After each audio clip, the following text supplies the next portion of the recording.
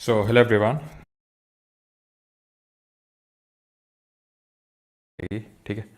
और क्यों छोटी रहेगी? बिकॉज जो आप यहाँ पे टॉपिक देख पा रहे हैं ना, रॉक्स, कॉन्टिनेंट एंड ओशन, उसमें से रॉक्स मैंने उड़ा दिया आज। क्यों? क्योंकि पिछले 3 दिन बोझ देने के बाद, इतना लंबे लंबे क्लास लेने के बाद, मैं तुम्हें और ज़्यादा बोझिल नहीं बनाना चाहता था। इसलिए आज की क्लास को जो है मैंने सिर्फ कॉन्टिनेंट एंड ओशन तक सीमित कर दिया है। ठीक है। तो अब कोई रोना नहीं रोएगा कि सर क्लास लंबी है, ये है वो है। ओके। तो अच्छी क्लास लेकिन इंटरेस्टिंग काफ़ी रहने वाली है, मज़ा आएगा आपको। एंड जिन लोगों को कल थोड़े बहुत डाउट्स अगर रह भी गए थे कल वाली क्लास में, दैट इज़ जो प्लेट टेक्टोनिक्स वगैरह हमने जो चीज़ें पढ़ी थी, तो वो आज बिल्कुल स्पष्टता से क्लियर हो जाएंगे। और आज ऐसे मज़े देंगे आपको कि आप भी क्या याद रखेंगे कि क्या मज़े मिले थे उस दिन क्लास में।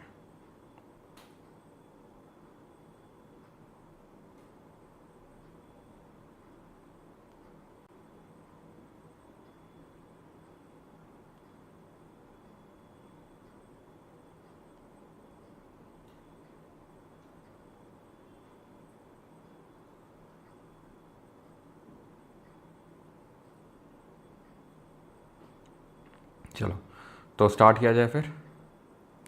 Okay, I think screen freezed है। हाँ, स्क्रीन फ्रीज्ड है। Okay, sorry sorry sorry.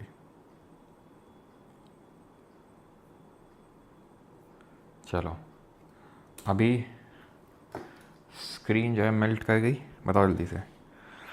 Parmar sir, अच्छा हर्ष भारद्वाज, ऐसी बातें यार हमें बोल रहे हो तुम? तुम्हें किसी और को बोलनी चाहिए, लेकिन फिर भी थैंक यू।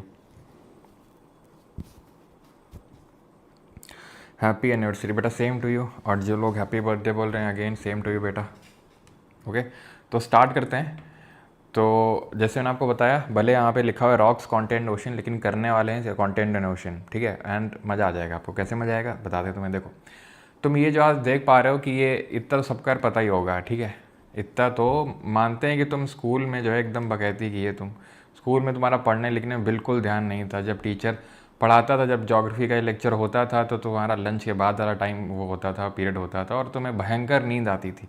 इतनी जोर की नींद आती थी कि नींद के आवेश में तुम पढ़ना भी चाहते थे, लेकिन वो नींद तुम्हें जो है अपने आगोश में यूं डुबाती थी, यूं गोते खिलाती थी कि तुम्हें मज़ा ही मज़ा आ जाता था। और उसके बाद जब तुम नींद से उठते थे तो आए है क्या हो गया, कुछ पता ही नहीं चला।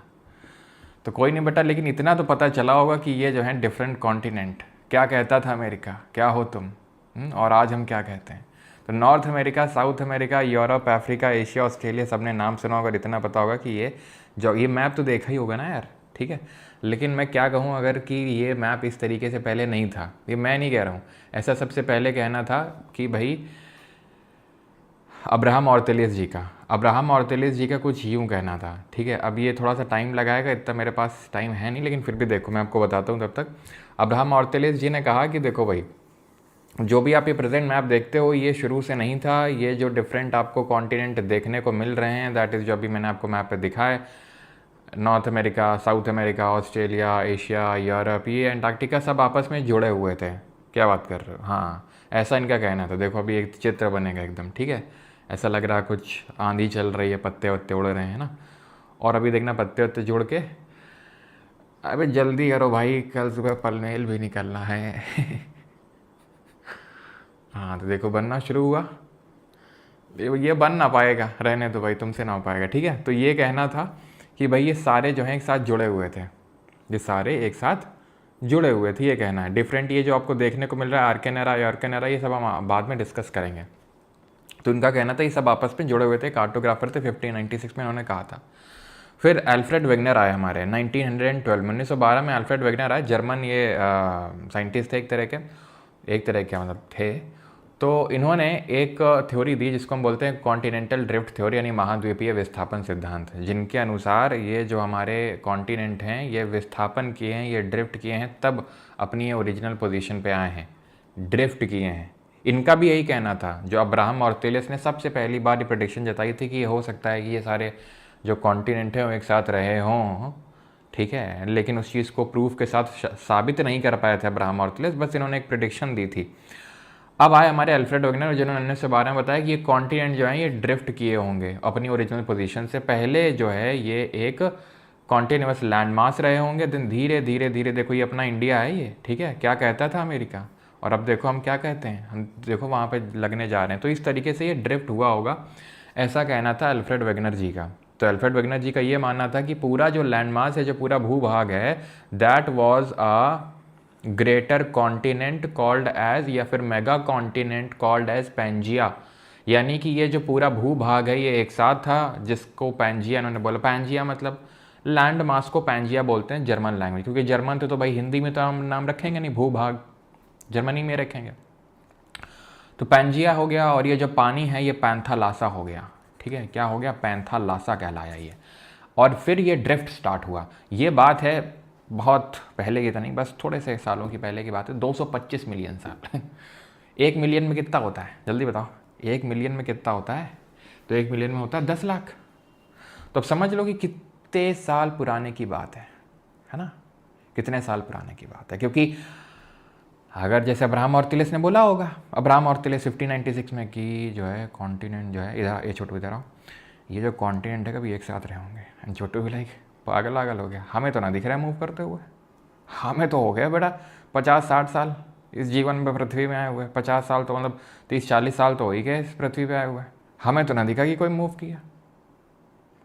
तो भैया मूव करने के लिए मिलियंस ऑफ ईयर्स लगते हैं, ऐसा नहीं कि 10-15 साल 20 साल में हो जाता है। ठीक है, इट इज़ लाइक कि भाई तुम बोलने लगो कि मैं तो ऐसे ही पैदा हुआ था 6 फीट का, मैं तो ऐसे ही पैदा हुआ था 6 फीट का, हमें तो ना दिखा कि हम कभी बड़े हो रहे हैं, हमें तो ऐसे ही दिख रहे हैं। कभी तुमने देखा है कि ऐसे ओह आज बढ़ गए, या फिर तुम्हारे किसी घर वाले ने बोला हो कभी बचपन में कि आज जो है तुम बढ़ गए आज? क्योंकि धीरे धीरे धीरे धीरे धीरे आपको पता भी नहीं चलता, होता रहता वो मूवमेंट। उसी तरीके से ही है। अब इसमें लगते हैं मिलियंस ऑफ ईयर्स। ठीक है, तो जो हमारा लाइफ टाइम होता है 60, 70, 80, 90, 100 मैक्सिमम साल का, उसमें कुछ नहीं ऑब्जर्व कर पाएंगे। क्यों नहीं ऑब्जर्व कर पाएंगे? क्योंकि इसके हिंट, इसके ग्लिम्स, इसकी थोड़ी सी झलक मैंने आपको कल दिखाई थी, जब मैंने आपको बताया था कि जो प्लेट का मूवमेंट होता है, जो प्लेट्स का मूवमेंट होता है, जब कल मैंने आपको प्लेट टेक्टोनिक थ्योरी पढ़ाई थी, जिसके बारे में डिटेल में हम आज चर्चा और करेंगे, उसका रेट ऑफ मूवमेंट बड़ा स्लो होता है, 2 से 3 सेंटीमीटर पर ईयर बस। ठीक है, 2 से 3 सेंटीमीटर पर ईयर। जिसमें सबसे बड़ी प्लेट का नाम बताना तो, और कितनी मेजर लिथोस्फेरिक प्लेट थी जरा ये बता दो। कितनी मेजर लिथोस्फेरिक प्लेट मैंने आपको कल बताई थी? माइनर में तो कोई नंबर नहीं बताया था। आवाज़ क्या है भाई, आवाज़ क्या, आवाज़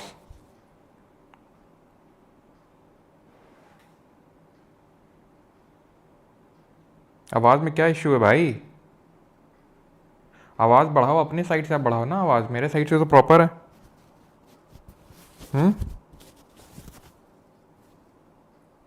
क्यों?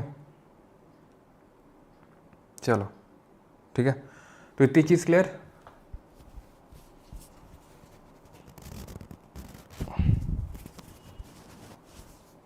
आवाज़ अभी इससे जो है तेज़ नहीं हो पाएगी। ठीक है, तो कमेंट मत करना अगर ना आ रही हो, तो फिर जो है ना आने दो। प्लेट मूवमेंट मैंने आपको बताया था 7 मेजर लिथोस्फेरिक प्लेट होती है, जिसमें कि सबसे बड़ी प्लेट होती है हमारी पैसिफिक प्लेट, और सबसे छोटी होती है जुआन दे फूका प्लेट। सबसे छोटी वो होती है, सबसे बड़ी होती है आपकी पैसिफिक प्लेट। ओके ओके, ठीक है, तो ये चीज़ आपको समझ में आई। अब मैंने आपको क्या बोला, 225 मिलियन साल पहले ये सब एक थे, फिर 200 मिलियन साल पहले ये जो लिखा है पर्मियन एरा, ट्रायसिक, जुरासिक, क्रेटाशियस, ये सब मैं आपको पढ़ाऊंगा। ठीक है, ये भी पढ़ेंगे हम लोग, लेकिन अभी उस सब पे आप उसको छोड़ दो, बस इस पे फोकस करो कि फिर 200 मिलियन साल पहले थोड़ा सा मूवमेंट हुआ, फिर जुरासिक में क्या हुआ, थोड़ा सा और मूवमेंट हुआ, क्रेटासियस में और मूवमेंट हुआ, और प्रेजेंट डे में आज हम इस तरीके से देखते हैं जहाँ पर इंडियन प्लेट पूरी तरीके से अटैच्ड है। ओके, और कोई भी वॉल्यूम को लेकर कमेंट नहीं करेगा, नहीं सीधा ब्लॉक होगा, ध्यान रखना। ठीक है, हाँ, इससे ज़्यादा बढ़ नहीं पाएगी, और ना आ रही हो जैसे होता है तो फिर ना सुनो। हाँ, लेकिन जो भी है ध्यान से पढ़ो यहाँ पे, तो प्रेजेंट डे, नहीं तो फिर से वही डाउट क्रिएट होंगे कि ये समझ नहीं आया, वो समझ नहीं आया। क्लियर, इतनी चीज़ समझ में आई। अब जैसे ना होता है, अब्राहम ऑर्टिलिस ने भी तो 1596 में बोला था, लेकिन कोई यकीन नहीं कर रहा था। ठीक है, अल्फ्रेड वेगनर को ये बात पता थी। अब अल्फ्रेड वेगनर का ही नाम क्यों पढ़ते हैं, क्योंकि अब 1596 कहाँ 1912, इसके बीच में भी साइंटिस्ट आए होंगे जिन्होंने ये प्रेडिक्शन दी होगी कि हाँ ये कभी एक रहे होंगे। क्यों? क्योंकि ऐसा लग रहा है कि देखो, क्योंकि ऐसा लग रहा है कि जैसे ये साउथ अफ्रीका जो है ना, इसमें पूरा फिट हो जाएगा। ऐसा लग रहा है कि ये और ये जो है ये आपस में फिट हो जाएगा। नहीं लग रहा है? ऐसा लग रहा है ना कि ये देखो साउथ अमेरिका और अफ्रीका कैसा लग रहा है कि जैसे इस उठा के रखेंगे पूरा एकदम फिट बैठेगा। ठीक, तो यही सेम चीज़ वेगनर ने बोली जब वैज्ञानिक से पूछा गया कि एविडेंस दो बेटा, ऐसे तो बहुत लोगों ने पहले आके बोला है, पत्ती चपकाई, बेटा तुम एविडेंस दो पहले, ठीक है।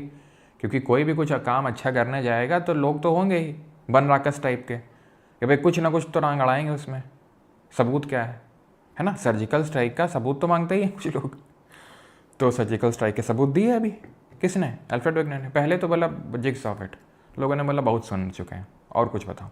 जिग्सॉ फिट तो समझ गया ना, जैसे साउथ अमेरिका अफ्रीका में पूरा फिट हो रहा है, ठीक है। ये इंडिया को उधर लेके आएंगे, सारे कॉन्टिनेंट ऑस्ट्रेलिया एंटार्क्टिका आपस में फिट हो रहा है, तो इस आपस में फिट हो रहे हैं। जिग्सॉ फिट वाला बहुत लोग देख चुके हैं ऐसा बताते हुए।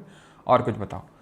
फॉसिल डिपॉजिट्स जिन्होंने बोला, जीवाश्म के निक्षेप। जीवाश्म, फॉसिल क्या है, फॉसिल मतलब जो लिविंग बीइंग्स होते हैं, जैसे जो कुछ जीव जंतु होते हैं वो मर जाते हैं तो उनको हम जीवों के अंश बोलते हैं, इंग्लिश में फॉसिल बोलते हैं।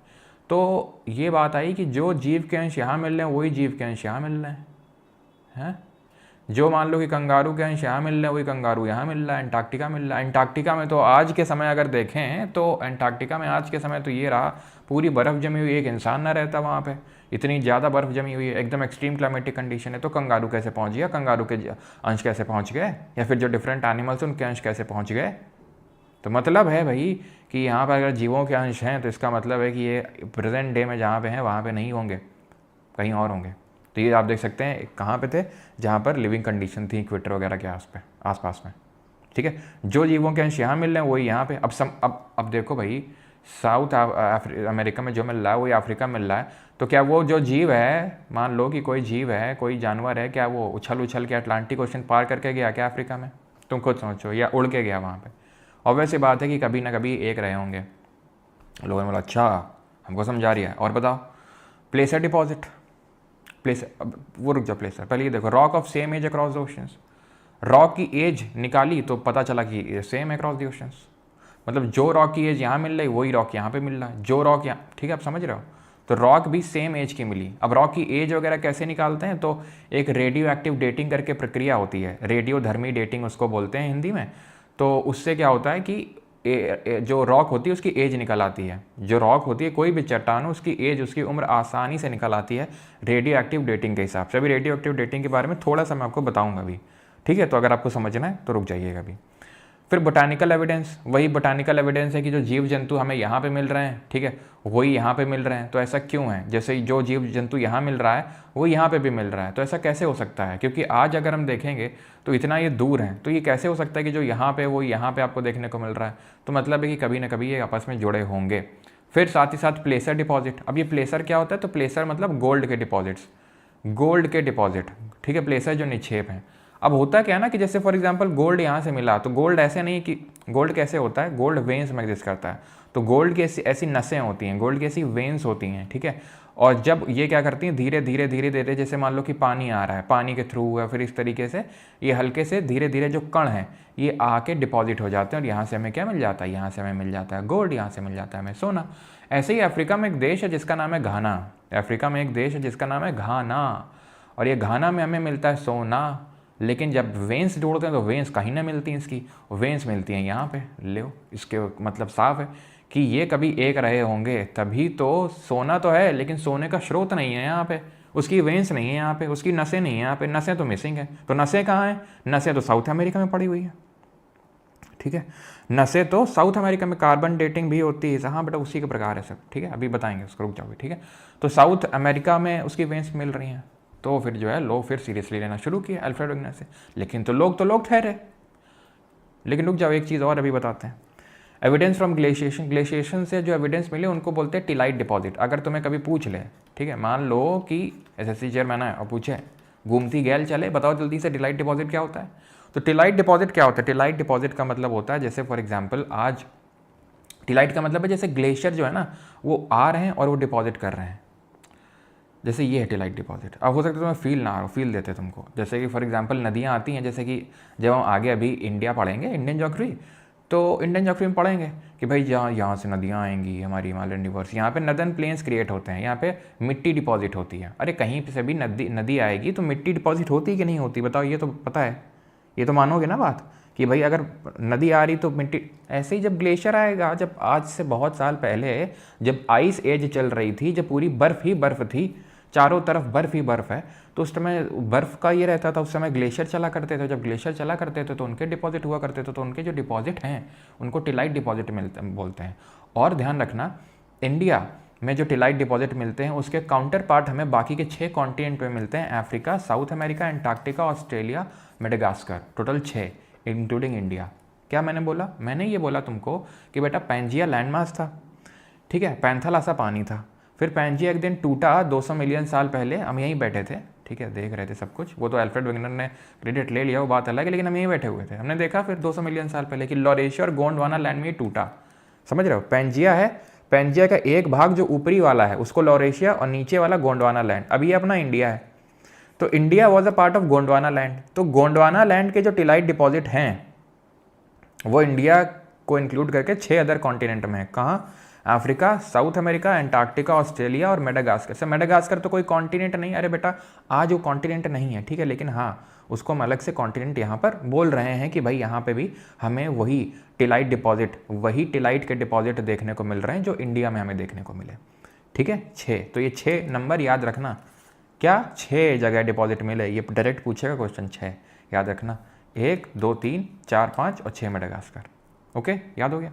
अब जैसे मैं लोग तो लोग ठहरे, वेगनर को बुलाए, वेगनर जी इधर आओ जरा, ये तो तुम बोल दिए, लेकिन ये बताओ भाई ये लगे क्या नीचे, चल कैसे रहे ये? अब वेगनर जी थोड़ा सोच पड़ गए, तो अब वेगनर जी, अब ठहरे वेगनर जी, इधर थोड़ा ध्यान दे दो, जो लोग सो गए हैं, ठीक है, जो लोग थोड़ा सा इधर उधर ख्यालों में डूब गए हैं तो थोड़ा इधर आ जाएं, हम लोग कुछ पढ़ रहे हैं, कॉन्टिनेंटल ड्रिफ्ट थ्योरी, अभी भी वक्त है, अभी भी समय, सुधर जाइए और लेक्चर को बर्बाद होने से बचा लीजिए, फोकस कर लीजिए यहाँ पे, ठीक है।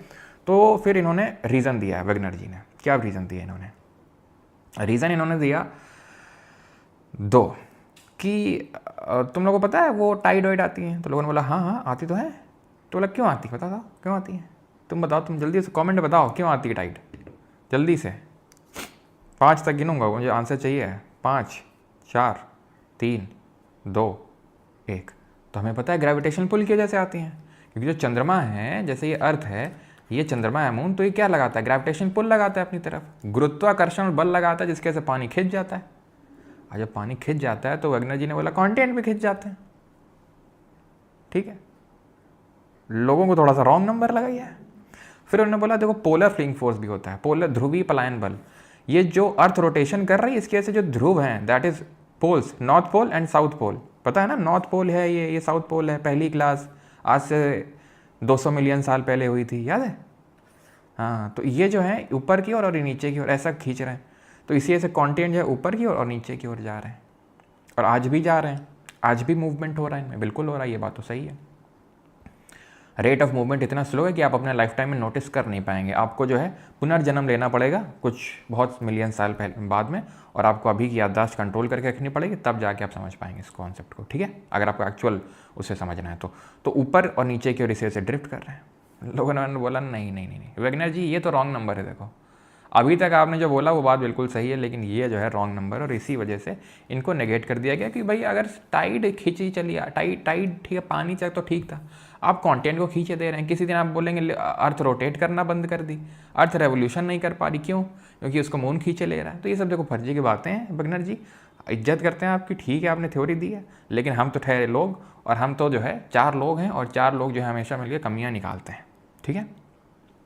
तो आर्थर ओम्स आए, रुको आता हूँ मैं, वेगनर जी से ने बोला रुको आता हूँ, इनको सुधारना पड़ेगा, आप गलत नहीं, आप सही हैं, मतलब आपकी थ्योरी सही है, बस आप जो रीज़न दे रहे हैं ड्रिफ्ट के वो गलत है, बस थोड़े से, कोई बात नहीं, आपकी थ्योरी को हम सपोर्ट करवाते हैं। तो 1930 के टाइम पे 1930 से आर्थर होम्स ने बोला, सुनो जो भी बोला वेगनर ने बिल्कुल सही बात है, ड्रिफ्ट किए हैं, पैंजिया था, पैंथालासा, लोरेशिया, गोंडवाना, हर बात सही उनकी, बस उन्होंने गलती से गलत रीज़न दे दिए, हम देते हैं सही रीज़न। तो उनका ये कहना था होम्स जी का, जो कल भी मैंने आपको बताया, कि जो मेंटल का अपर पार्ट है asthenosphere, asthenosphere is it a part of lithosphere और नॉट? एस्थेनोस्फीयर जो है, जो आपका वो जो मंडल है, जो एकदम दुर्बल मंडल है, क्या वो स्थल मंडल का हिस्सा है या नहीं है, ये बताइए।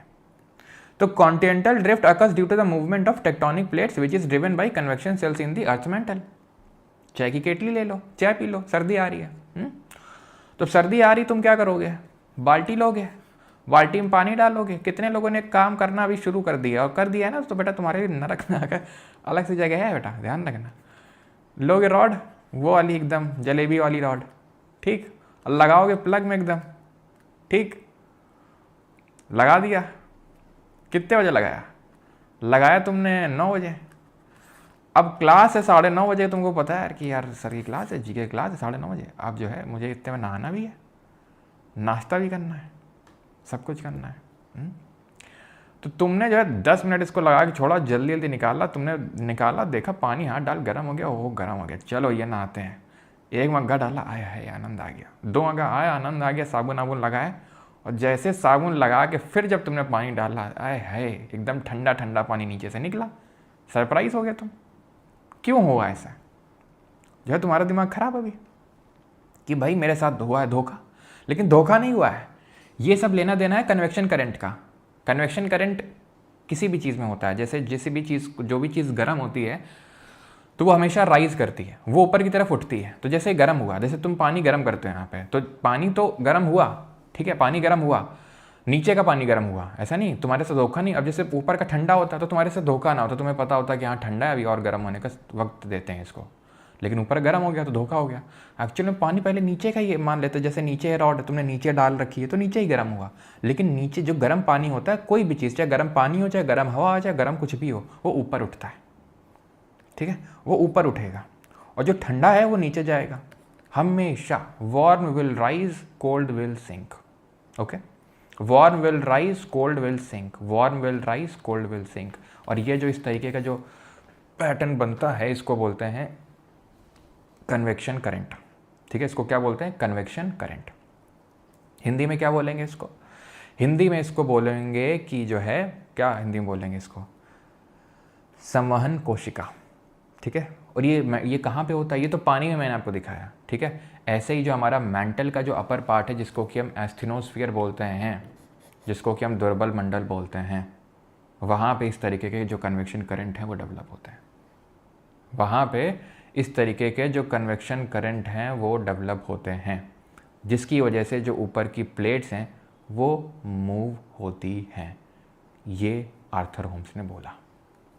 किसी को यहाँ तक कोई डाउट है तो पूछो, फिर मैं आपको बताऊंगा कि जब फिर अब लोग ठहरे, वो पूछेंगे कि ये मूव क्यों, ये मूव क्यों कर रहा है, ये क्यों, ये गर्म क्या, कि यहाँ पे क्या रॉड डाल रखी किसी ने, ये गैस चूल्हा लगा हुआ है, कैसे गर्म हो रहा है?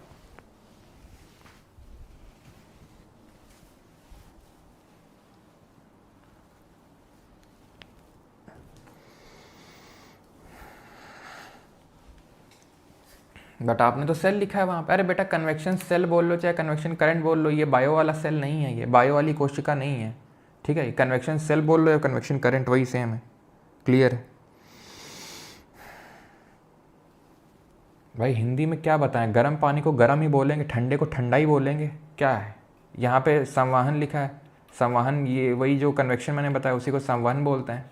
जो ऊपर उठता है फिर नीचे गिरता है, इसी को संवहन बोलते हैं। महाद्वीपीय विस्थापन बोलते हैं कॉन्टिनेंटल ड्रिफ्ट को, ठीक। तो फिर जब इनसे पूछा गया कि वो ड्रिफ्ट करके, मतलब ये जो आपका ये जो गरम गरम यहाँ पे हो रहा है और इसके वजह से कन्वेक्शन सेल डेवलप हो रहे हैं, ये हो क्यों रहे हैं, what is the reason behind this? तो इसके पीछे फिर जब पूछा गया इनसे आर्थर होम्स, तो उन्होंने 2 रीज़न बताए इसके। पहला रीज़न इन्होंने दिया radio active DK of element, और दूसरा इन्होंने दिया residual heat from earth formation when gravitational energy was converted into heat. सबसे पहले what is this residual heat? इसी को ही हम प्रीमॉर्डियल हीट भी बोलते हैं, ठीक है, इसी को ही हम प्रीमॉर्डियल हीट भी बोलते हैं। प्रीमॉर्डियल या रेजिडुअल हीट का मतलब है जो हीट अर्थ के इंटीरियर में पहले से ही मौजूद थी। पहले से कब से?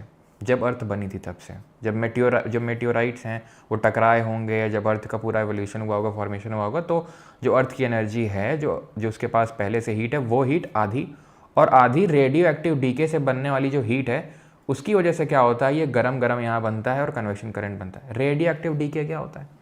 जो रॉक होती है, जो चट्टान होती है, वो ड्वेन जॉनसन वाली रॉक नहीं है ये, ठीक है, ये असली वाली रॉक है। इनमें क्या होते हैं, एलिमेंट होते हैं, और कुछ ऐसे अनस्टेबल एलिमेंट होते हैं जैसे कि यूरेनियम, जैसे कि थोरियम, जैसे कि पोटेशियम, ये अनस्टेबल होते हैं और ये अपनी स्टेबिलिटी गेन करने के लिए डीके करते हैं, और जब डीके करते हैं तो स्टेबल एक एटम बनाते हैं किसी एलिमेंट का और एनर्जी रिलीज़ करते हैं, हीट रिलीज़ करते हैं, और उस हीट के रिलीज़ की वजह से क्या होता है, ये जो है पिघल जाती है, ये पिघल जाती है और गरम गरम यहाँ पर टेम्परेचर इंक्रीज़ होता है। और टेम्परेचर इंक्रीज़ करने से अभी मैंने बताया जो पानी में होता है वही यहाँ पे भी होता है कि ये ऊपर उठेगा साइड में जाएगा नीचे गिरेगा, ऊपर उठेगा साइड में जाएगा नीचे गिरेगा, ये होता है।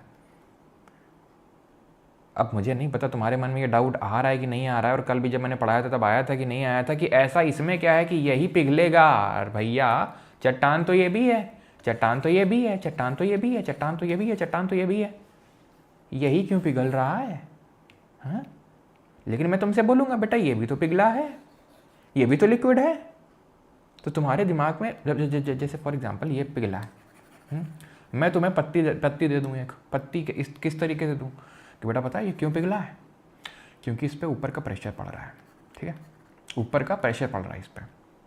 जब प्रेशर बढ़ता है तो तापमान बढ़ता है, और जब तापमान बढ़ता है तो कोई पिघल जाता है। अच्छा, तो नीचे का क्यों जम गया? क्योंकि देखो सिंपल सी बात है, जब आपका, क्योंकि देखो जब रेडियो एक्टिव डीके होता है, जब रेडियो एक्टिव डीके होता है तो टेम्परेचर अपने आप इंक्रीज़ होता है और चीज़ें पिघल जाती हैं, टेम्परेचर इंक्रीज। लेकिन इसने क्या किया, इसने क्या किया, थोड़ा सा प्रेशर दे दिया तो उतना पिघलने नहीं दिया, और इसीलिए ये पानी नहीं है, ये सेमी सॉलिड है। याद करो प्लास्टिक है ये, प्लास्टिक मतलब पूरा पानी नहीं है ना, तो पूरा सॉलिड है, बीच का है ये, गाढ़ा गाढ़ा एकदम एकदम, ठीक है, बिल्कुल गाढ़ा। जैसे लावा तो देखा ही होगा ना, लावा कल भी पिक्चर लगा रखे थे, अच्छा नहीं तो लावा वगैरह, ठीक है, कल पढ़ेंगे वोल्केनो एंड रॉक्स, तो वो गाढ़ा गाढ़ा निकलता है, क्योंकि अगर वो ये प्रेशर ना लगा तो एकदम पानी हो जाए, लेकिन ये गाढ़ा गाढ़ा रहता है। फिर क्या होता है कि ये पूरे का प्रेशर इस पर लगता है तो ये जम जाता है, सॉलिड होता है, पूरा सॉलिड है ये। अच्छा, तो ये क्या लिक्विड है फिर? ये क्वेश्चन आना चाहिए ना कि ये क्यों लिक्विड है, इस पर तो और ज़्यादा प्रेशर पड़ रहा होगा, तो ये तो एकदम सॉलिड होना चाहिए। क्योंकि जब मैंने कल तुम्हें कारण दिया था कि ये जो इनर कोर है सॉलिड होती है, क्यों सॉलिड होती है, तो मैंने तुमको कारण दिया था क्योंकि प्रेशर पड़ता है। रजाई गद्दे वाला एग्जाम्पल दिया था कि रजाई गद्दे जो एकदम अंदर होंगे, एकदम बक्से के अंदर जब निकालो एकदम अकड़ चुके होंगे, क्योंकि बहुत ज़्यादा इसमें प्रेशर होगा। तो प्रेशर तो इसमें भी होगा और मेंटल से तो ज़्यादा ही होगा।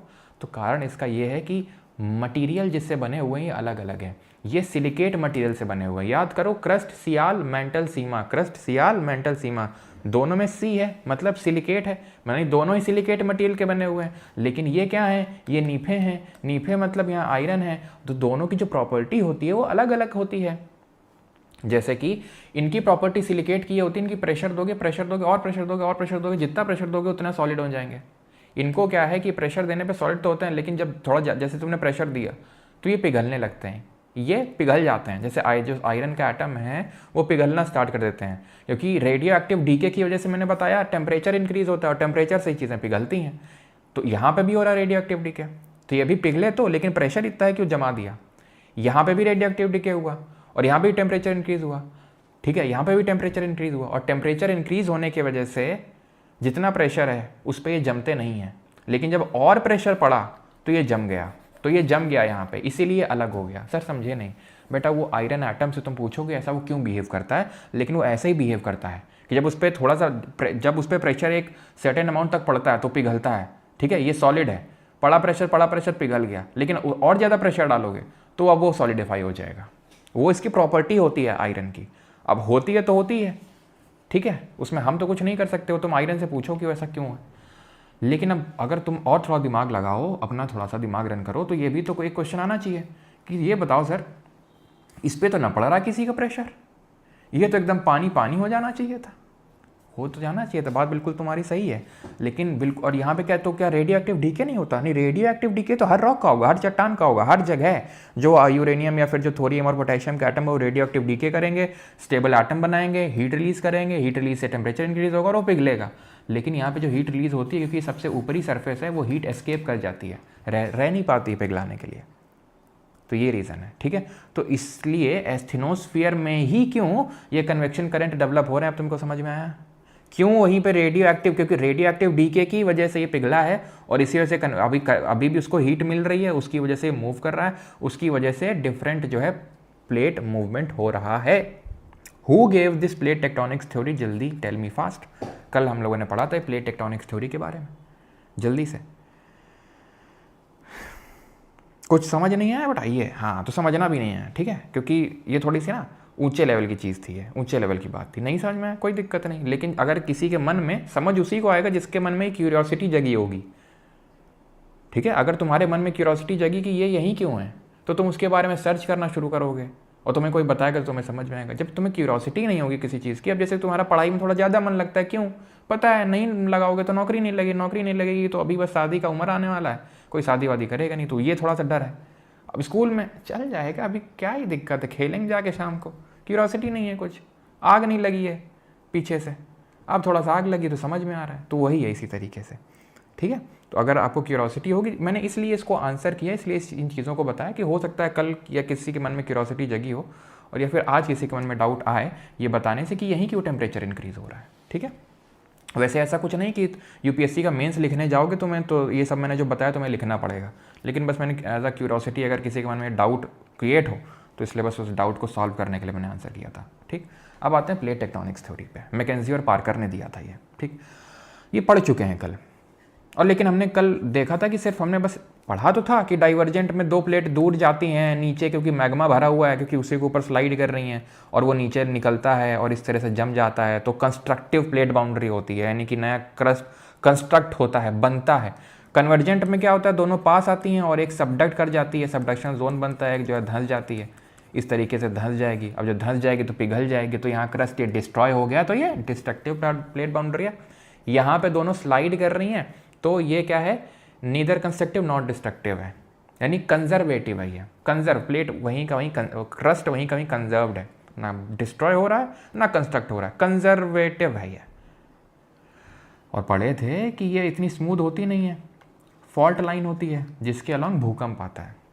इतना याद है आपको, कल का अर्थक्वेक आता है, ट्रांसफॉर्म प्लेट बाउंड्री में घिसती हैं, फ्रिक्शन आता है, फ्रिक्शन की वजह से जब फ्रिक्शन रिलीज होता है अलॉन्ग अ फॉल्ट लाइन तो वो वेव्स के फॉर्म में निकलता है, सीस्मिक वेव्स। याद करो, seismic waves divided into body waves, surface wave, body waves further divided into जो हमारी भूगर्भी जो तरंगे थे उनको फर्दर डिवाइड करते हैं, P waves, S waves, primary और secondary, then P waves solid liquid gas, जो एस वेव थी सिर्फ सॉलिड में। याद आया कल का?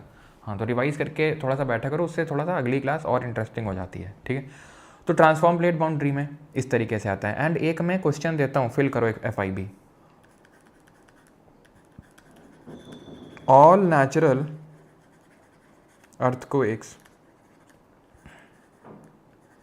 occur in dash, डैश को फिल करो जल्दी से, और देखेगा नहीं कोई कमेंट में, अपने आप से आंसर देना, ठीक है। तो कल हमने ट्रांसफॉर्म पढ़ी थी, आज हम थोड़ा सा डाइवर्जेंट और कन्वर्जेंट में घुसेंगे, ठीक है। तो सबसे पहले आते हैं डाइवर्जेंट में, ओके। तो इसका उत्तर होगा लिथोस्फीयर, स्थलमंडल। लिथोस्फीयर की थिकनेस कितनी होती है जरा बताओ तो, कितना थिक होता है लिथोस्फीयर? लिथोस्फीयर किसका बना होता है? क्रस्ट और अपर सॉलिड मेंटल का। एस्थेनोस्फीयर इसका पार्ट नहीं होता है। 200 किलोमीटर तक इसकी डेप्थ जाती है। सबसे हाई इसकी अगर हम जाएंगे डेप्थ तो वो आपको माउंटेन्स में देखने को मिलेगी। आते हैं डाइवर्जेंट पे। ट्रांसफॉर्म में और कुछ नहीं पढ़ना है, अर्थक्वेक दबा के आते हैं। लेकिन पहले बेटा ध्यान रखना, ट्रांसफॉर्म में आता है भूकंप, इसका मतलब ये नहीं कि डाइवर्जेंट और कन्वर्जेंट में आता नहीं है। अभी दिलाते हैं भूकंप, ठीक है, कैसे आता है भूकंप देखो। लेकिन पहले हम डाइवर्जेंट प्लेट बाउंड्री पे एंटर करते हैं। हैरी हेस है 1962 में, ठीक है। उन्होंने बोला, ठीक है, उन्होंने बोला कि अगर जो आर्थर ओम्स ने जो बोला है कि जो हमारे कॉन्टिनेंट, जो हमारा ये नीचे की जो हमारी प्लेट है वो स्लाइड कर रही है, क्योंकि नीचे मैग्मा जो है वो स्प्रेड कर रहा है, वो कन्वेक्शन करंट डेवलप हो रहा है जिसकी वजह से स्प्रेड कर रहा है।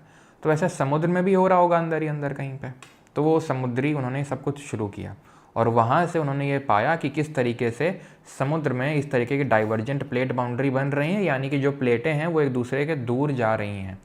प्लेटें जो हैं वो एक दूसरे के दूर जा रही हैं, और उस दूर जाने की वजह से क्या हो रहा है, अंदर से मैग्मा निकल रहा है जिसको लावा बोलते हैं, और वो सॉलिडिफाई हो रहा है, फिर और मैग्मा निकल रहा है, फिर ये और दूर जाता है, ये और दूर जाता है, नए वाले को जगह देता है, फिर ये और दूर जाता है। देख रहे हो तुम देख रहे हो, पहले सबसे पहले ये निकला था, ठीक है, फिर ये निकला तो इसको थोड़ा और दूर जाना पड़ा, फिर ये निकला उसको और दूर जाना पड़ा, फिर ये निकला और दूर जाना पड़ा, फिर और निकलेगा, फिर ये इधर खिसकेगा, ये इधर खिसकेगा, ये इधर खिसकेगा, ये और सब खिसकते जाएंगे। यानी कि इस तरीके से नया क्रस्ट कंस्ट्रक्ट होता रहेगा, होता रहेगा, होता रहेगा, होता रहेगा। तुम्हारे मन में दिमाग डाउट आना चाहिए कि ऐसे तो पृथ्वी का साइज बढ़ रहा होगा, क्योंकि अगर नया क्रस्ट बन रहा है तो सब हर चीज़ को जगह देने के लिए, और ज़मीन बढ़ रही होगी, ऐसा नहीं है। क्योंकि कहीं पे अगर क्रस्ट बन रहा है तो कहीं पे क्रस्ट डिस्ट्रॉय भी तो हो रहा होगा। अगर कहीं पे डाइवर्जेंट प्लेट बाउंड्री है तो वहीं कन्वर्जेंट भी है, और कन्वर्जेंट में डिस्ट्रॉय होता है, सिंपल सी बात है। तो ऐसा उन्होंने किसने, हैरी हैमंड हेस ने सी फ्लोर स्प्रेडिंग थ्योरी दी 1960s के टाइम पे, कि इस तरीके से मिड ओशन में, यानी कि समुद्र के बीच में इस तरीके से प्लेट आपस में दूर जा रही हैं, जिसकी वजह से जो नीचे मैग्मा या लावा भरा हुआ है वो ऊपर आ रहा है, और ऊपर उठने की वजह से ये सब और दूर जा रहे हैं, क्योंकि नए मैग्मा को जमने के लिए इनको जगह देनी है। समझ में आई चीज़ ये। तो ये हैरी हेस ने 1962 में सी फ्लोर स्प्रेडिंग थ्योरी दिया था, सागर नितल प्रसरण सिद्धांत। ठीक है, it is a process by which new oceanic crust is formed at mid ocean due to divergent plate boundary. The magma erupt from beneath pushing the older crust away from the ridge in the centre. यह एक ऐसी प्रक्रिया है जिसके द्वारा अपसारी plate सीमा के कारण मध्य महासागर में नई महासागरीय भूप्रपट्टी का निर्माण होता है, नया क्रस्ट कंस्ट्रक्ट होता है। ओके, कैसे होता है सब समझ में आ गया। इस तरीके से दूर जाएंगे और बीच से मैग्मा निकलेगा और वो जमेगा और वो नया क्रस्ट बनाएगा। ठीक, अब कल हमने कुछ पढ़ा था, याद करो, oceanic crust is younger than continental crust. पढ़ा था ना, oceanic crust is younger than continental crust. क्यों? ध्यान से समझना क्यों ये है, और इसकी जो प्रॉपर्टीज़ हैं ये इसकी, वो भी हम देखेंगे। ठीक है, ये जो है आप मैग्मा है, मैग्मा चैम्बर है। जब ये प्लेट दूर जाएंगे तो मैग्मा निकलेगा, सॉलिडिफाई हो जाएगा, जम जाएगा, फिर और निकलेगा, ये थोड़ा साइड जाएगा, नए वाले को जगह देगा, फिर और साइड। तो इधर पे अगर मैं कैलकुलेट करूँ एज रॉक की, और इधर करूँगा मैं ये कॉन्टिनेंट में, तो कहाँ की ज़्यादा निकलेगी? ये रॉक अभी अभी बनी है, क्योंकि अभी अभी तो मैग्मा निकला है, जस्ट अभी अभी तो मैग्मा निकला है, लावा निकला है। तो ये रॉक यंग होगी कि ओल्ड होगी? यंग होगी। ये जो एकदम दूर पहुंच चुकी है, ये एकदम जो दूर पहुंच चुकी है, वो पुरानी होती जाएगी। समझ रहे हैं? तो इसीलिए जो मिड ओशनिक रिज होती है, मिड ओशनिक रिज वो होती है एकदम ऐसा मिड पॉइंट जहाँ पे वो क्रैक है, जहाँ से मैग्मा निकल रहा है। तो वहाँ की जो रॉक होगी वो एकदम यंग होगी। उससे जितना दूर जाओगे मिड ओशनिक रिज से, उतना ही रॉक की एज बढ़ती जाएगी। And I am going to say a statement, note it, rock equidistant from mid-oceanic ridge have equal age. Now this line is a mid-oceanic ridge, okay? And इसके equidistant का मतलब है तुम 100 किलोमीटर यहाँ चले, 100 किलोमीटर यहाँ चले, इस रॉक और इस रॉक की एज सेम निकलेगी। क्यों? क्योंकि जब अंदर से मैग्मा निकला होगा तो एक साइड तो पलट नहीं गया होगा, दोनों साइड इस तरीके से निकला होगा, फट के फ्लावर हो गया होगा ठीक है, तो इस तरीके से निकला होगा दोनों तरफ। तो ऑब्वियस सी बात है, इधर भी निकला इधर भी निकला, तो दोनों की एज सेम होगी। जब और मैग्मा निकला होगा तो ये शिफ्ट हुआ होगा तो ये भी शिफ्ट हुआ होगा, तो यहाँ अगर पकड़ोगे तो इनकी भी एज सेम निकल आएगी। तो rock equidistant from the mid oceanic ridge, यानी कि वो चट्टानें जो कि समान दूरी पे हैं ये जो मिड ओशनिक रिज है उससे, ठीक है, उनका, ठीक है, सेम एज होगा। The age of oceanic rock is increases as you move away from mid oceanic ridge. जितना तुम दूर जाओगे मिड ओशनिक रिज से, वैसे ही एज इंक्रीज होगी। और ये कल जो मैंने रीज़न पढ़ाया था, ओशनिक क्रस्ट इज यंगर, वो समझ में आया? ये फिर नहीं पढ़ाया था, अच्छा ये चीज़ नहीं बताई थी, ठीक है, तो अभी समझ में आ गई। लेकिन हमने एक चीज़ पढ़ी थी कि ओशनिक क्रस्ट कैसी होती है, थिन होती है कि थिक होती है, ये बताओ जरा। और ओशनिक क्रस्ट किसकी बनी होती है और कॉन्टिनेंटल क्रस्ट किसकी बनी हुई होती है? और कल मैंने इसी चीज़ का पहले तो बताओ। तो ओशनिक क्रस्ट थिन होती है एंड डेंस होती है, एंड किस रॉक की बनी होती है? बसाल्टिक रॉक की बनी होती है। तुम में से कल किसी ने ये क्वेश्चन नहीं पूछा कि जब मैंने आपको ये बोला कि पहले बताओ क्रस्ट किसका बना हुआ है, मैंटल किसका बना हुआ है, और कोर किसका बना हुआ है? तो मैंने बोला था कि क्रस्ट जो है सियाल का बना हुआ है, सिलिका एल्यूमिनियम का, मैंटल बना हुआ है सीमा का, सिलिका और मैग्नीशियम का, और मैंटल कोर बना हुआ है नीफे का, दैट इज निकल और आयरन का। और फिर मैंने वहीं तुरंत पलट के बोल दिया कि बेटा कॉन्टिनेंटल क्रस्ट बना हुआ है सियाल का और ओशनिक क्रस्ट बना हुआ है सीमा का। तो में से किसी ने ये नहीं पूछा सर मैंटल और कोर ओशनिक क्रस्ट सेम क्यों है? सेम क्यों है? क्यों सेम है? कोई गेस कर सकता है? जो भी मैंने पढ़ा है उसके बेसिस पे क्यों सेम होगा? एनीवन, कोई गेस? यहाँ पे आओ, थोड़ा सा पहले देखना इसको। ये अटलांटिक ओशन है, क्या है? अटलांटिक महासागर है ये, ठीक है। इस ओशन का नाम, हमारे पूरी पृथ्वी पे 5 महासागर हैं जिनके बारे में पढ़ेंगे, उनमें से एक है अटलांटिक, दूसरा सबसे बड़ा है ये अटलांटिक, ठीक है। अब इसके बीचों बीच में जो दिख रहा है तुमको, ये मिड ओशनिक रिज, देख रहे हो कितना लंबा है? पूरे हमारे पृथ्वी में सबसे लंबा, सबसे लॉन्गेस्ट लैंड फॉर्म, सबसे लंबी भू आकृति है तो वो यही है, KBC में 50 लाख का क्वेश्चन आया था बेटा ये, ठीक है। तो देख रहे हो तुम कितना इंपॉर्टेंट पॉइंट है ये, सीधे 50 लाख जितवाएगा। तो ये सबसे लॉन्गेस्ट लैंड फॉर्म है। तो यहाँ से क्या हो रहा है, रॉक इस तरीके, यहाँ से इस तरह से लावा निकल रहा है और रॉक बन रही है, लावा निकल रहा है, रॉक बन रही है। अब ध्यान से सुनना जरा, ध्यान से। मेंटल किसका बना हुआ है, सीमा का। ये जो बन रहा है, ये जो बन रहा है, ये रॉक जो बन रही है वो किससे बन रही है सर, मैग्मा या लावा से बन रही है। वो निकल कहाँ से रहा है, मेंटल से निकल रहा है। तो अगर मेंटल सीमा है तो ये भी तो सीमा होगा, बताओ बताओ। अगर मेंटल सीमा है तो ये भी तो सीमा होगा, क्योंकि मेंटल से जो मैग्मा या लावा निकला उसी से तो बना, उसी से तो बना है ये, इसीलिए तो बसाल्टिक है, ठीक है। ये जो आपका, इसीलिए तो ये क्या बोलते हैं, हैवी है, डेंस है। सियाल जो है लाइट होता है, क्यों, क्योंकि मैग्नीशियम डेंस है, क्योंकि सिलिका तो कॉमन ही है।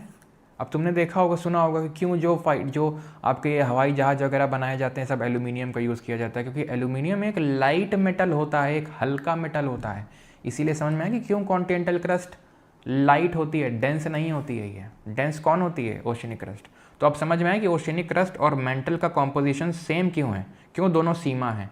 क्योंकि जो ओशनिक क्रस्ट बनी है, ये जो मिड ओशनिक रिज होगी, समुद्र के बीचों बीच जो रिज होगी, ठीक है, जिससे वो बनी है। क्योंकि मैंने आपको बताया था ओशनिक क्रस्ट मतलब क्या है, पानी किसके ऊपर तैर रहा है, हवा में तो तैर नहीं रहा, पानी जिस चट्टान के ऊपर तैर रहा है उसको बोलते हैं ओशनिक क्रस्ट। और वो किससे बनी हुई है, मेंटल से जो लावा निकला है उससे।